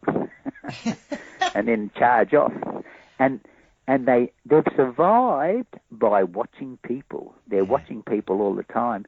And now, because we've removed the Aboriginal people from the forests and poisoned most of the dingoes, though there's still dingoes running around, but we wiped out a lot of the dingoes, we've got rid of their predators. And so there seems to be an increase in these amazing animals that were virtually on the edge of extinction because they were in such direct competition with Aboriginal people and dingoes, hunting together all over Australia. I mean, every square metre of Australia, except the really rugged escarpments, were dominated by people.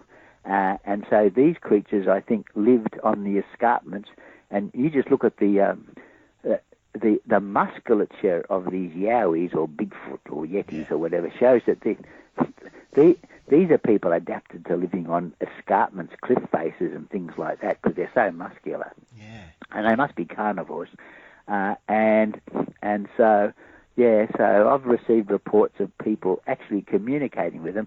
Whether it's real, I can't tell you because it's just people telling me these, but they tell me sort of in confidence. I don't usually release the information. I've got all kinds of fabulous reports I've never released. Though I've written a couple of books, and one of them is called Australian Cryptozoology, and it can be bought online at garyopit.com. Yeah. And I've also got a Facebook site called Australian Cryptozoology Gary Opit, and that's GARYOPIT, Australian Cryptozoology. And I post things, and I often get like 10,000 engagements. So quite a few people from all around the world are interested in Australian cryptozoology. And then we've got, to confuse the matter, I get reports of leopards. Yes. I get reports of black panthers. Yeah. I get reports of mountain lions. And we believe those three sets of animals have escaped from circuses because, the old-time circuses, and I'm talking about horse and cart circuses, in the 1800s and 19th century and early 20th century, the circuses, what they were displays of exotic animals because most people never might only get to the capital city in a zoo, half a dozen times in their lifetime, and some people never. Because everyone worked on farms, and so people bred their own animals, and so we've got many reports of circus wagons being in accidents and black panthers and all kinds of things escaping. Yeah. It's been recorded. We know it's actually happened. Often, if it was only one animal, black panther or a leopard or a lion, a number of things. I mean, sometimes they were shot. American mountain lions, and there's photographs of American mountain lions being, there's one photograph at least of 100 years ago, mountain lion being shot by a posse of people after it escaped. However, and a tiger ate somebody in the main street in Adelaide about 100 years ago from a circus escape. Right. Never heard that story, Gary. Blimey. Yeah, that's actually happened. Yeah, someone was killed by a tiger in Adelaide, in Hindley Street, I think it was, and that escaped from a circus. But as well as that, we also know that the American servicemen in the Second World War, when they came over, they brought their mascots, and they had black panthers and they had American mountain lions in particular as mascots. And when they went off to fight with the Australians to fight the Japanese in New Guinea and Borneo and those places, they released their mascots. They were supposed to kill them, but they're not going to kill their mascot. They're going off to fight. They released the mascots, and the rabbits were in plague proportions because this is before myxomatosis and other viruses had been introduced. So the place was covered in rabbits. So there was tons of food plus kangaroos, and so there's reports all over Australia of what appear to be mountain lions. And there's been one mountain lion that was shot in Victoria in the 1960s by a farmer, and it was mounted. It's been in his lounge room ever since. We could also have giant feral cats. We get these giant black, furry, glossy-furred cats. So they're not leopards because they don't have, you see a black panther is a black leopard, and it's got rosettes of spots in the dark brown fur, which are noticeable in sunlight. They've been seen in Australia, but also glossy giant cats. And one was shot by a deer farmer in Victoria, and he cut the tail off and threw the body into the local river. And the tail, which was like a metre long, was DNA tested as domestic cat. So we appear to have giant feral cats as well. And then we have a few other animals, which is very few reports. The giant wombat-like animals, diprotodonts. There's only been 2 or 3 reports. It's a bit hard to believe that something as big as a hippo could be still running around in the bush. But I've had a few reports of them from different parts of Australia, and also Palacestes, or the marsupial tapir from Cape York. I've got several different reports over years from different people describing a metre-tall animal covered in brown hair like a wombat, no tail, but a small trunk like a tapir. And then, of course, off the coast, there used to be lots of reports of sea serpents, some big aquatic animal that perhaps could be a basilosaurus or something, one of those primitive whales or something. But Australia's had lots of reports, and who knows? But they're the... and then I've had other reports of smaller animals, but not many, but, tree kangaroos in places where there shouldn't be any, and moles, marsupial moles. We have marsupial moles in the desert, but I've got one report from the sand dunes near Coffs Harbour in eastern Australia, New South Wales. Pygmy wombats, giant wombats. I don't really know. You're not quite sure what people are seeing. But very few reports of those, but lots of reports of the yowies and the little, which might be denisovans perhaps. And the interesting thing, they're moving into the towns. So we're getting reports of them in towns as well. And in one town I had, not far from where I live, a sugarcane town, but as I said, Australia, you have to travel the place to see what it's really like. It's not like Europe or North America or the Northern Hemisphere. It's bushland everywhere, mountain ranges and farms and coastline. Most of the coastline has got national park along it, It's all forested, because most of the coastlines weren't cleared because they're sandy and wet and swampy, so they end up becoming national parks. And the cleared, the level, fertile river flats, of course, like any place, they were all cleared of their forests, mainly rainforests, unique Australian rainforests and eucalypt forests, and they were turned into farmlands. And then, of course, the inland dry woodland, eucalypt woodlands, were converted to cattle and sheep properties, of course, 150 years ago or whatever. But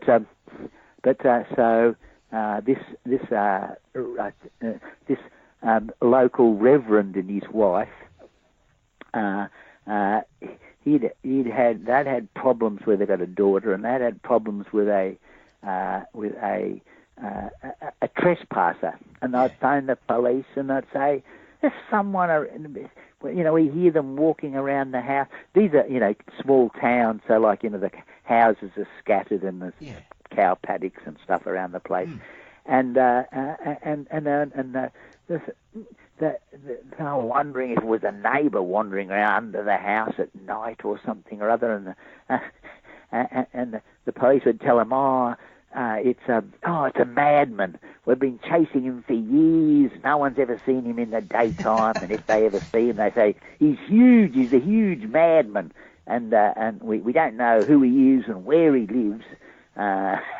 But we keep on getting reports from different people scattered through the town of this madman, and then the only trouble is that this madman sometimes bellows with an incredible loud roaring voice like a lion or something, and they go, how can a person bellow like that? And when they do get a glimpse of him, they go, oh my God, he's bloody 10 foot tall and covered in hair, but they still can't believe that it's an unknown species of human, because 99% of the population believe that, that people are the only humans that have ever existed, not really being aware that there's always been, up until recently, there were always many species of humans running around. Absolutely. I mean, all in all, really, Gary, I mean, have you been surprised how much, I mean, especially yowies over the last sort of 12 months seem to have really caught the imagination in Australia? They seem to have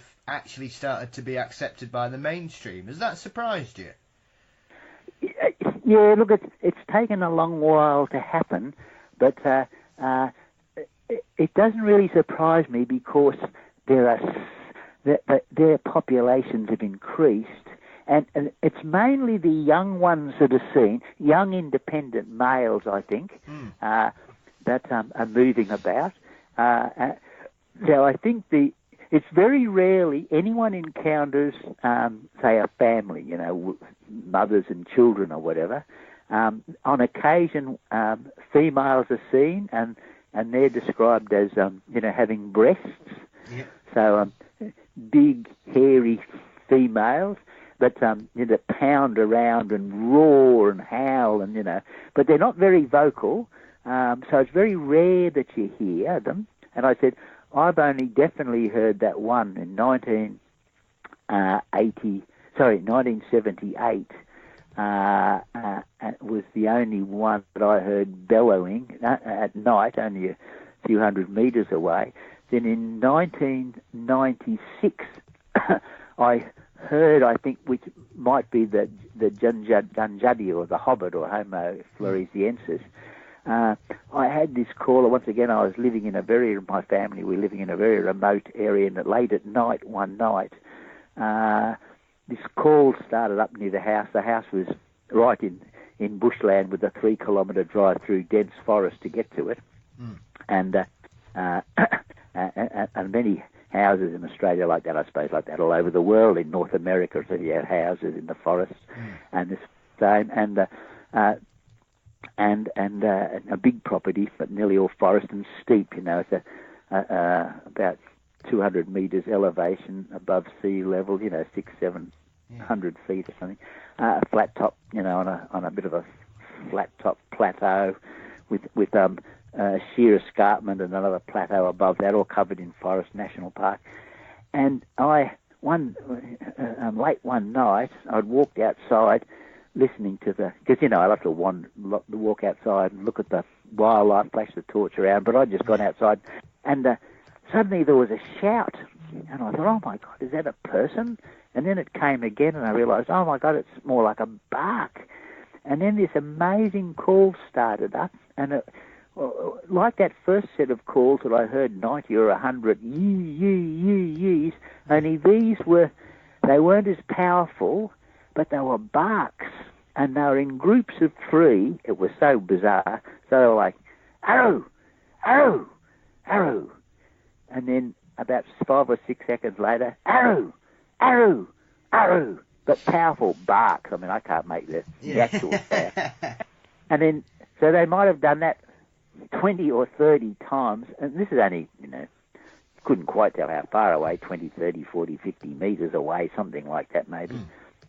In the pitch black, I'd walked out from the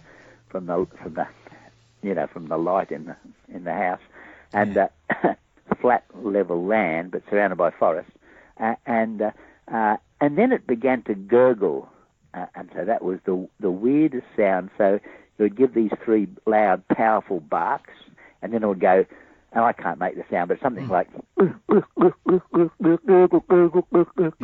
I mean, just the weirdest call imaginable, and then 3 more barks, and then gurgle, 3 more barks, and it did that another, 30, 40 times or something. It might have been 90, over about 5 minutes, these amazing calls, and then that was it.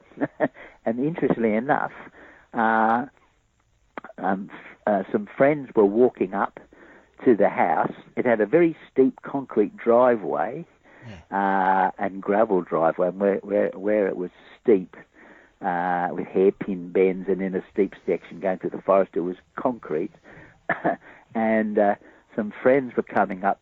So one of our daughter's birthday parties, we had quite a few friends coming up, and she had an old car. She was a bit worried the car wouldn't go up this steep road, so she decided I'd walk up. So they're walking up. This happened in 1996, and they're walking up, and they get about halfway up, and this 12-year-old son, Josh, he was in front, and his mother, Lynn, was behind, and he suddenly sees what he believes one of the children from the party running down towards them. And it looked like he was, clothed in dark clothing, and then he realised, oh my God, this child, not only is he running down this steep slope, but he's not running down the concrete road, he's running through the bush beside the road, and so it's eucalypt forest, so you've got trees widely separated, they might be each tree like 20 feet apart, say, but a sort of a closed canopy above, but eucalypts don't have dense foliage, their foliage hangs down, so there's lots of sunlight shining through, it's very bright, but it's slightly shaded, and then underneath is dense kangaroo grass and the occasional shrub and fern, and this child is running downhill fast, but bent over slightly, his arms swinging exactly like a child, and it runs up towards him, and suddenly sees him and stops about 30 feet away, and he suddenly realises, oh my God, it's not a child, it looks like a chimpanzee, but running on its hind feet like a little person. And then it dropped down onto all fours and knuckle walked like a chimpanzee past him, only about 30 feet away. That's when his mother caught up with him, and the son pointed out, look at that. And so he sees an animal that's standing, like about the size of a chimpanzee, and it's got a rounded head and a rounded bottom, like no tail, and 4 long arms and legs, And you think, my God, what on earth is that walking past us? And that was on a flat section of land, on a bit of a shelf, and then the land dropped away steep, and as it went over the steeper section, it got back up on its hind legs and ran down. And so anyway, he did a drawing of it for us, and that was first published in Tony Healy and Paul Cropper's book, The Yowie. Yeah, And they also brilliant. wrote another I've book. got that. It's a fantastic book. Yes, and there's a lot of some of my information in there as well because I always share my stuff with them. Yeah. And then I've received other fantastic reports, and I've gone looking for these things. Like fairly recently, this gentleman by the name of Ben, he contacted me, and he'd been on a fencing job. There was a foreman and 2 or 3 workers, and the property up in the Dorrigo Plateau was owned by an English member of Parliament. And this is some investment property he'd bought. He didn't know his name, so you were just told. And of course, there's a farm manager, and this is a cattle station where it's cattle fattening. You know, they buy the cattle. They might have been in the inland. They bring it down close to the coast, and there's good grass, and the cattle are fattened, and then they're eventually sold. And so there was like 100-year-old timber fencing made of ironbark, and it all had to be replaced with a modern steel picket fencing. So on the very first day that this guy started working, this Ben, the old fence had been pulled down already, and they'd begun to replace the new fence. And so they'd spent the first day at work hammering in these new iron picket fences that, you know, they stand about 4 foot high, say. And then eventually they put barbed wire between them, and each fence post is, you know, sort of like 10 foot apart or something. Yeah. So they've been banging in these fence posts, and then because they hammer in like, you know, might be 2 or 3 feet hammered into the ground. So the whole thing's in a solid structure, of course. They hadn't put the wire up yet. And so then the next morning they arrived at 6 in the morning, and they drove up over the hill, and they'd removed all the cattle, of course, because they'd pulled down the fences. Yeah. So there's what looks like one of the cows, a big black animal, in front of them as they drive up to it early in the morning, but it was daylight, of course. Yeah. And they going, oh my goodness, one of the cows has got loose because it was a big black animal. And then they noticed it seemed to be squatting and looking over its shoulder. And the next thing, it jumped to its feet and began to run on its hind legs. And Ben said to his mates, oh my God, because he's a city dweller, I've never seen a cow run on its hind legs. No, I don't think anybody has, Gary. No, that's right. And the boss said, that's not a cow. Cows can't run like that. What the hell is it? And it ran 100 metres or something because it was far from the forest. It had to run across the paddock. And it was bent over at a 45-degree angle, so it wasn't running anything like a person.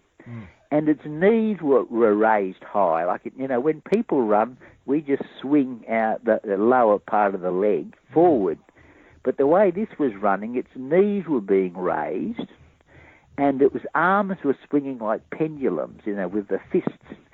And it looked like some big man-like, gorilla-like thing. And off it ran into the forest.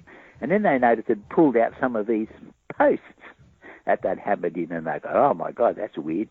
But anyhow, they had a job to do, so they kept on. They just threw those twisted fence posts, iron fence posts out, you know, into the bush, and just kept on working.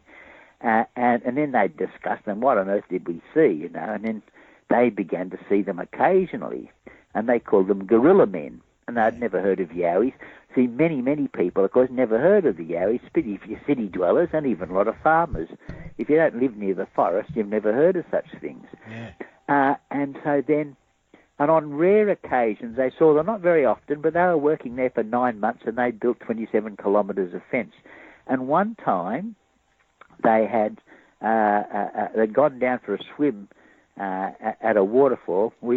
Ben took us down to this place, and we called it Gorilla Man Falls. Beautiful waterfall, like, you know, Australia's full of wild rivers full of big waterfalls that no one's ever seen, because it's rugged, high sandstone and volcanic basalt and rhyolite mountain ranges, with creeks running and waterfalls and things that most of them you'd be flat out to see, most of them. And they'd gone down to the creek for a swim in the summer, and there was a big fallen tree rotted away. It was about 3 feet in diameter, and because there's forest growing along this creek, and most of the rivers and creeks, they've eroded their way, so might be 100 foot down from the paddock, say, the steeps, as they've eroded its way over millions of years.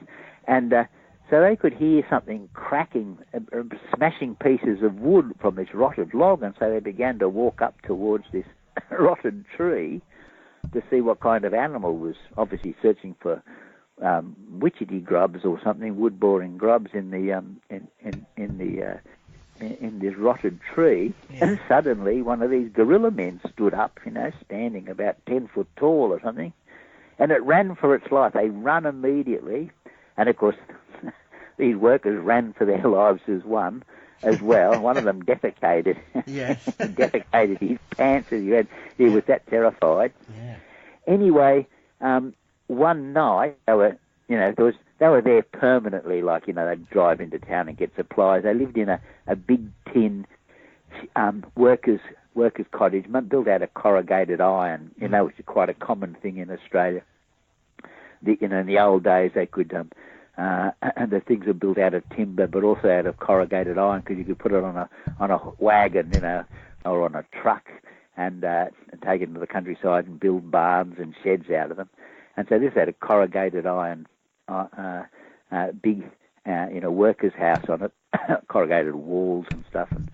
And they said on some occasions, one time in particular, one of these gorilla men came to the house and began hammering on the walls and turning the doorknobs. Oh. And Ben told me that he was so petrified that he pulled his head under the blankets and held his breath, and he went unconscious. He woke up the next morning and discovered one of the other workers had hidden himself under all the dirty clothes in case this thing got into the house. They could hear it. It used to it grabbed the front of the car by the bull bars. Yeah. Many country vehicles in Australia have what are known as bull bars or roo bars. So it's a big steel set of iron bars on the front of the thing in case you hit a cow or a kangaroo or something and you don't smash the engine or the radiator. And it was pushing that up and down. It almost tore the bull bar off the front of the vehicle the next morning. There was footprints, and they found regularly when they'd be working or they'd go down for a swim, or when they get back to the car, all the car doors were open. And yet this is on an isolated property far from any people and no other cars. And even at night, often they came up in the morning and the car, the boss's car, the foreman, the doors were open. All the doors of the car were open, and of course they'd always blame each other. Oh, you must have opened the doors, or what's going on? Because they couldn't really. It was too hard to come to grips with the belief that this gorilla man was opening the car doors. But they would find that regularly. Anyway, I made 2 expeditions to that place, and we never saw anything. And then another chap more recently, a gold prospector in the Upper Clarence River. He'd often, when he was camping out, he'd often hear like a big animal running or walking past at night, and then so he'd often come out with his torch and flash a torch around to see if he could see what this was. And so he walked out one night, and this is just last year, shining his torch around, and he suddenly realised he was face to face with one of these yowies, which he never believed in. He was positive they couldn't possibly exist, and he reckoned either yowie was some children's story that Aboriginal people would make up, They couldn't be real. And suddenly he was literally face to face, and only 1 to 2 or 3 meters from it, and it was slightly downhill. So it was like, 2 or 3 feet taller than he was, and he's a big man. He's like 6'5" or something, and and he's staring face to face with it. He said it was definitely like a big caveman, and it had big eyebrow ridges and slightly pointed skull, like in a sagittal crest, only slightly, and huge jaws. It opened its mouth and snarled at him, and it had huge human-like teeth, but big, and they were dirty, like it never cleaned his teeth. They're like a bit sort of, brownish coloured, and covered in, sort of like, inch-long brown hair, and just stand there. It moves. He said he's shining his bright torch right at it, right on its face, and looking straight at it, and absolute and complete shock, like it hadn't even thought to run or do anything. He was sort of processing it, because at first he thought it must be another prospector or a farmer or something or other, because suddenly you meet another person, in the first sort of couple of seconds, and then you're looking at him and you're thinking, this is not a farmer, this is a huge, hairy, it was unbelievably muscular. Everyone describes the same thing. Great long arms, much longer than a person, and it sort of bent forward and snarled at him and showed its teeth, and then it turned around and ran for its life, ran down the riverbank. He heard it, and he had the torch shining on it, running away, thinking, oh my God, I'm glad it's running away, because he reckoned it could have reached forward and just torn his arm off. It was right in front of him. And he's a bushman himself, so he's not going to freak out or something or other, but he was just in shock, which is what people, normally say. And then it ran across the creek, and then it climbed up this cliff, and then it threw a huge boulder down behind it into the river, and then as if it was saying, "Don't you chase me." Yeah. And this is the interesting thing about them: they're not aggressive, and people, of course, get a terrible shock. Yeah. But if you're a gold prospector or a bushman or something or other, you don't get that much of a shock as if you would say if you're a city dweller. And and your security comes from the fact that there's no nasty monsters out there or something, and suddenly you're face to face with one, and then that's why people just run for their life, freak out, and go mad. But these things don't attack. They sometimes chase people, they follow people, but they don't attack because they could kill people easily. Yeah. And if they were aggressive, they were really aggressive, we'd know all about them, because, you'd say, oh my God, someone else, Charlie's just been torn to pieces, we found bits here flying all over the place. But if they don't attack, and they're not going to attack because they've lived with people for thousands of years, and they watch us. And that's how they've managed to survive, because they know what we do. And we've got to think about, how does a Bigfoot say, or a Sasquatch or a Yowie, what does it think of us? And you can imagine, say, that individual, that gentleman encountered, it would have grown up with its parents, and so these are surviving prehistoric humans, as it were, but modern, adapted to modern conditions, and they're almost certainly territorial, and they'd have huge territories, as all carnivores have. Like tigers and wolverines, and so they have something like a 200 square mile territory, some of these big animals. So there might be just one family of these Yowies or these Sasquatch or whatever, in a mountain range perhaps, because they've got to be able to, and they patrol that, and they know everything that exists there, and they seem to be primarily carnivorous. And they're carnivorous because if they are herbivorous, you'd find them, like gorillas, they'd leave a trail of broken vegetation, and of course if you're eating vegetation or fruit, then you're defecating all over the place as well. Whereas if you're a carnivore, you only defecate occasionally, and you don't need to eat much. And just like any carnivores, they're probably fairly lethargic, just like a lion or a tiger or a dog or a cat. They're not constantly on the prowl. They sleep most of the time, and then they know exactly where their food is, what they're going to prey on. And the Australian ones feed particularly on kangaroos, and then the parents will be telling them, probably got some kind of a language because they are kind of human, and they'll be saying, it might be fairly simplistic language, but they'll be saying, watch out for other Yowies or whatever they call themselves, doolagals or something, which is an Aboriginal term.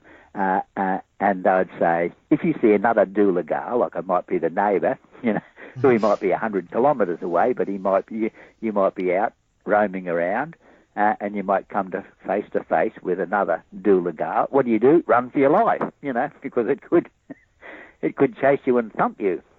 And then there's a little doolagal.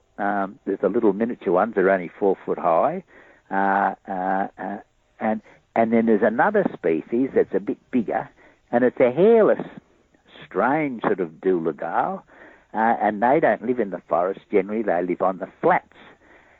And they're the most dangerous of all because they're not a prey species, because a prey species like a deer or a kangaroo, it's always looking around, it's watching around, making sure, and if there's any kind of a commotion, they run for their lives or they hop away. But with humans, for instance, if there's a commotion, the humans come rushing up to see what's going on. Yeah. And they walk around like they own the place. That's how you can tell whether something's a carnivore.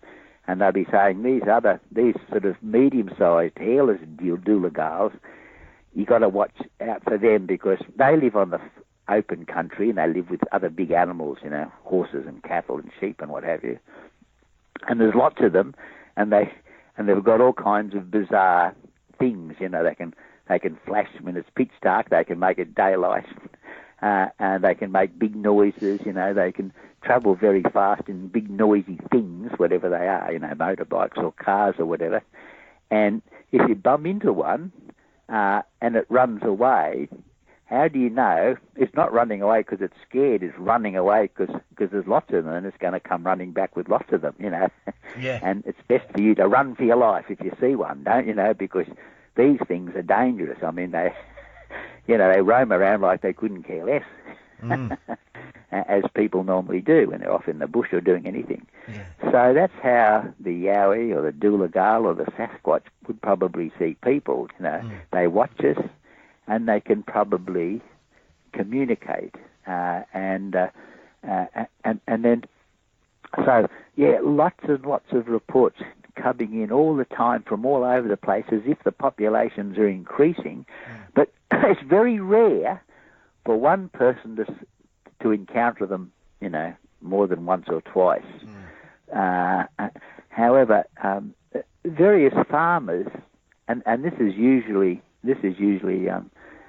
second. You hear it second or third hand, but various farmers are supposed to be feeding their Yowies because they realise, or forestry workers or whatever, feeding their Yowies and protecting them and don't tell anyone.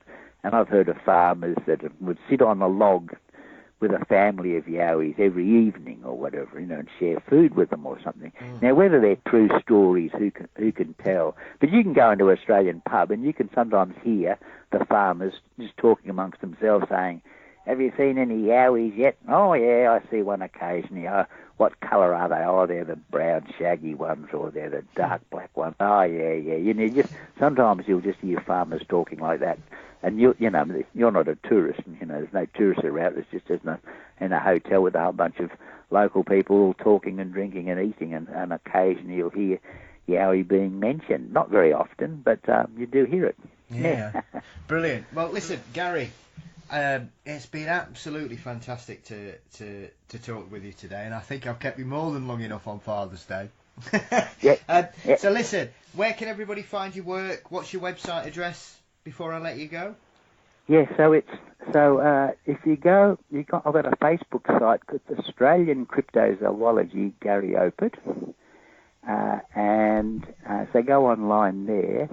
I've got a couple of different books for sale at garyopit.com, GARYOPIT. I think they're $10 or something, that's an e-book. But I can, I have self-published these books. They're on, but I'm slowly putting together another one because I've had so many more reports, just astounding reports.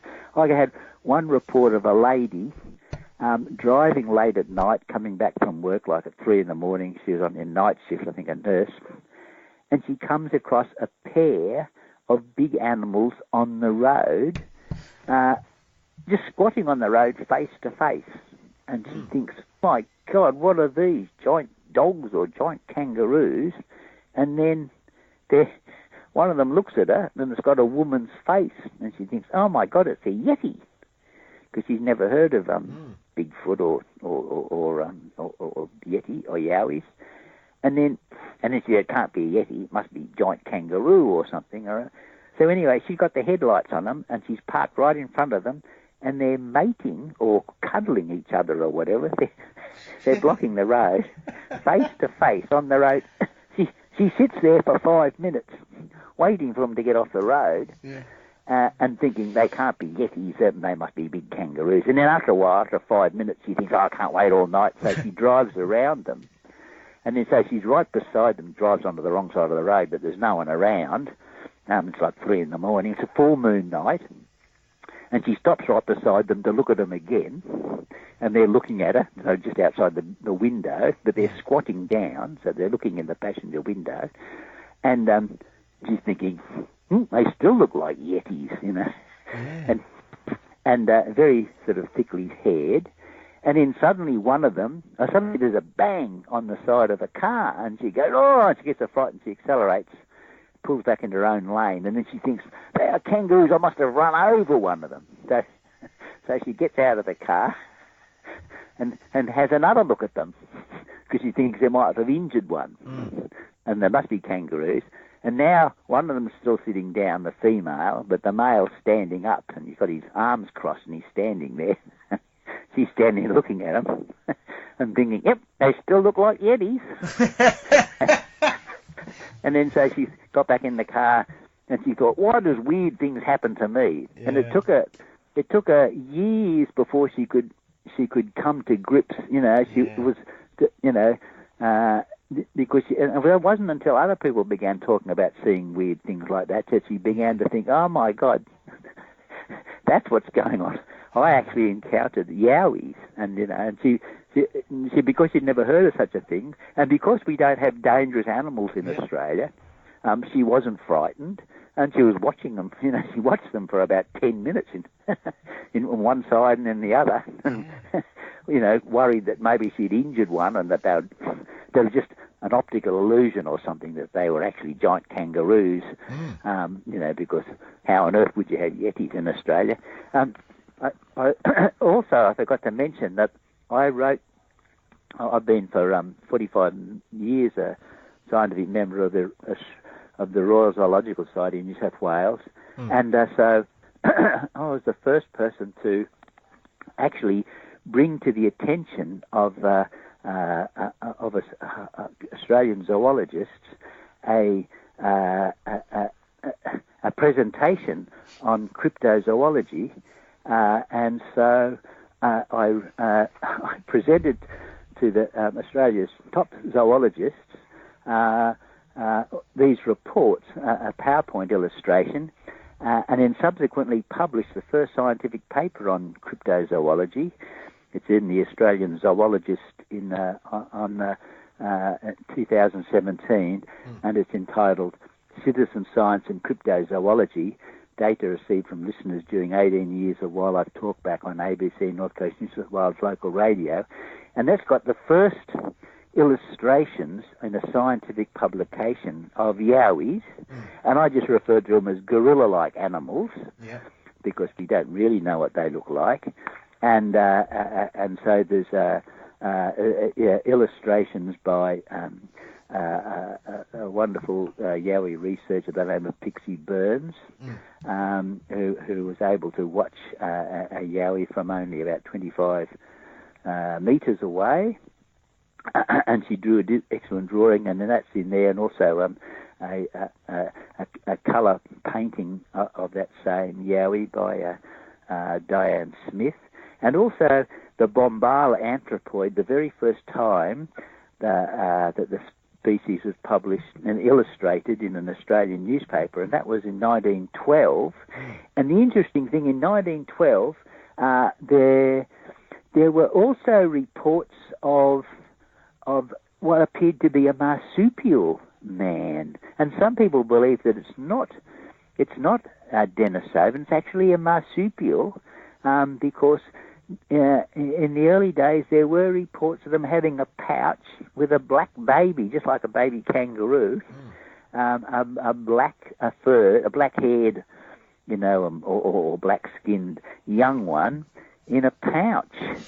So, we've got marsupial dogs, and we've got, marsupial flying squirrels, and, it's called sort of convergent evolution, where different animals completely unrelated to each other end up looking somewhat similar, adapting to conditions. So consequently, you've got sea otters, you've got whales, and you've got seals and things like that are unrelated, but adapting to their environmental conditions end up looking like each other. And we did have we've got fossils of a marsupial gorilla, or marsupial panda, or marsupial bear. It's called Halotherium thomasettii, and that was a very panda or gorilla-like giant herbivorous animal that lived in New Guinea. We only know it from a single fossil. And then also one of these animals was actually shot in southeastern New South Wales, and examined and described in the newspapers, and they described it having a head like a polar bear, but it was sort of brown furred, we were walking on its hind legs. It was about 6 or 7 foot tall, and it was actually buried, and the police looked at it and everything, but this is, in the 1800s, so, no one ever did anything about getting it to a museum or anything. So they're the wonderful mysteries of Australia. Oh, fabulous. Gary, I could speak to you for about 5 hours, and I think if you're going to do another book, I'm going to have to talk to you again, my friend, because it's been absolutely fascinating listening, talking to you today, Gary. It's been a real pleasure, as someone that's been a big fan of your work and has followed your career for the sort of last 20 years or so. So I just wanted to say thank you again for sharing your experiences and your life story and your experience with us today. It's been absolutely brilliant. So thank you again for your time today, Gary. Okay, and I enjoyed talking with you, Paul. Hey, my pleasure. So listen, we will. You let me know when that new book's coming. And I will indeed. It'll be a little while yet. Because it takes a lot of time, and I do it as a as a bit of a hobby, of course. I mainly work doing fauna and flora surveys, and I also take do a little bit of ecotourism, but mainly retired now, 72, but still off into the bush. Always been a active sort of person, so still in perfect health, thankfully. And lovely to talk with you. Oh, it's been a pleasure. Listen, we will be in touch, and like I say, thank you again for all your time today. It really is appreciated. It's been fascinating. Thank you, Gary. All the best. Bye-bye. Back in 2006, ABC News in Australia was hosting a phone-in and asking people to call in with their experiences of Yowies. One gentleman, named Bongo, decided to call in with either the most terrifying Yowie experience of all time or an extremely clever hoax. See what you think. Good morning, Bongo. Oh, hello there. This is Bongo here. I'm at the Happy Day Stay retreat. Miss Annie's woke me up and says that they're talking about what happened to me back in 78. That's why I'm here. Where are you exactly? Happy Days Stays Retreat, like a sanitarium. Okay. I was bringing a new vehicle down, brand new vehicle down from Balladder, heading towards Narrabri in 1978. In September it was, 78, and heading for Tamworth, and I missed the turn-off out of Narrabri to go to Gunnedah, and I kept going, and I didn't know where I was going, and I saw these old mileage pegs on the side of the road. They'd been like painted over in those days, and I thought the engraver in it was a G, like for Gunnedah, but in actual fact they were a C for, turned out to be Coonabarabran. Right, okay. And about halfway along the road sort of thing, I started to get a bit concerned. The fuel was running pretty low, and in the distance I saw what turned out to be in those days a telecom beam heading my way. So I got out and I waved him down. It was pretty late in the afternoon, not just before dusk it was. Anyway, he pulled up and he cracked the window down just to pry it a little bit.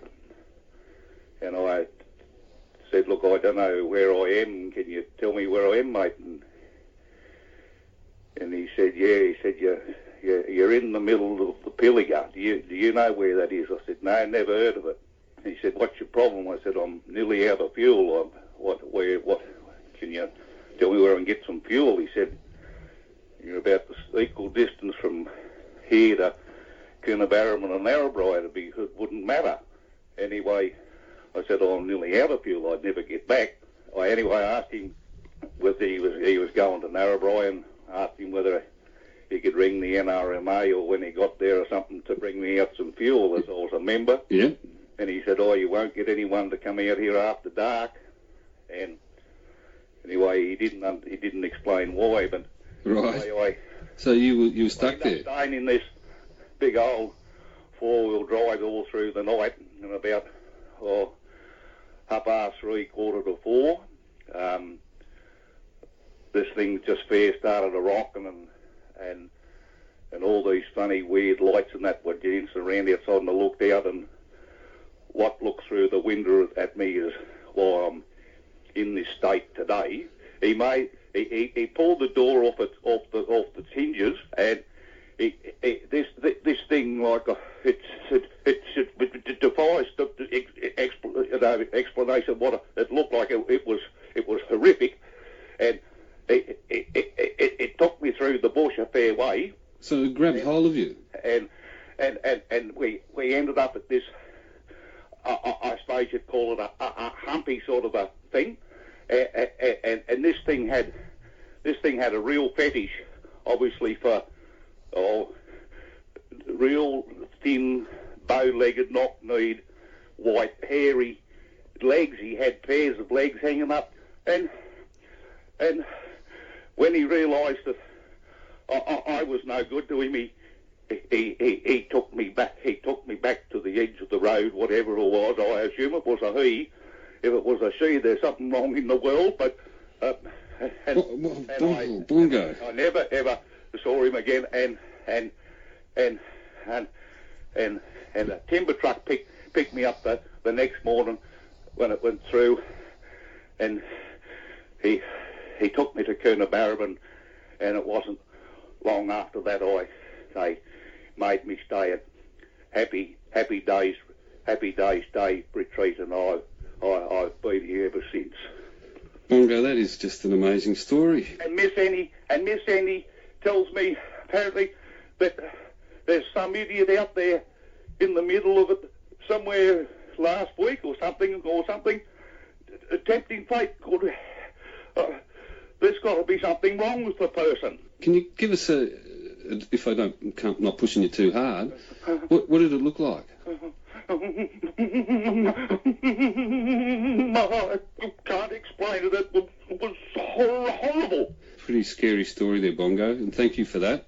Oh. And you look after yourself, okay? I'm going to pass your concerns on to Trev, who is our roving reporter Trevor Chappell and Anna Mulder, who we've got out there in the Pilliga Scrub tonight. Bongo, thanks for your call, all right? You look after. Well,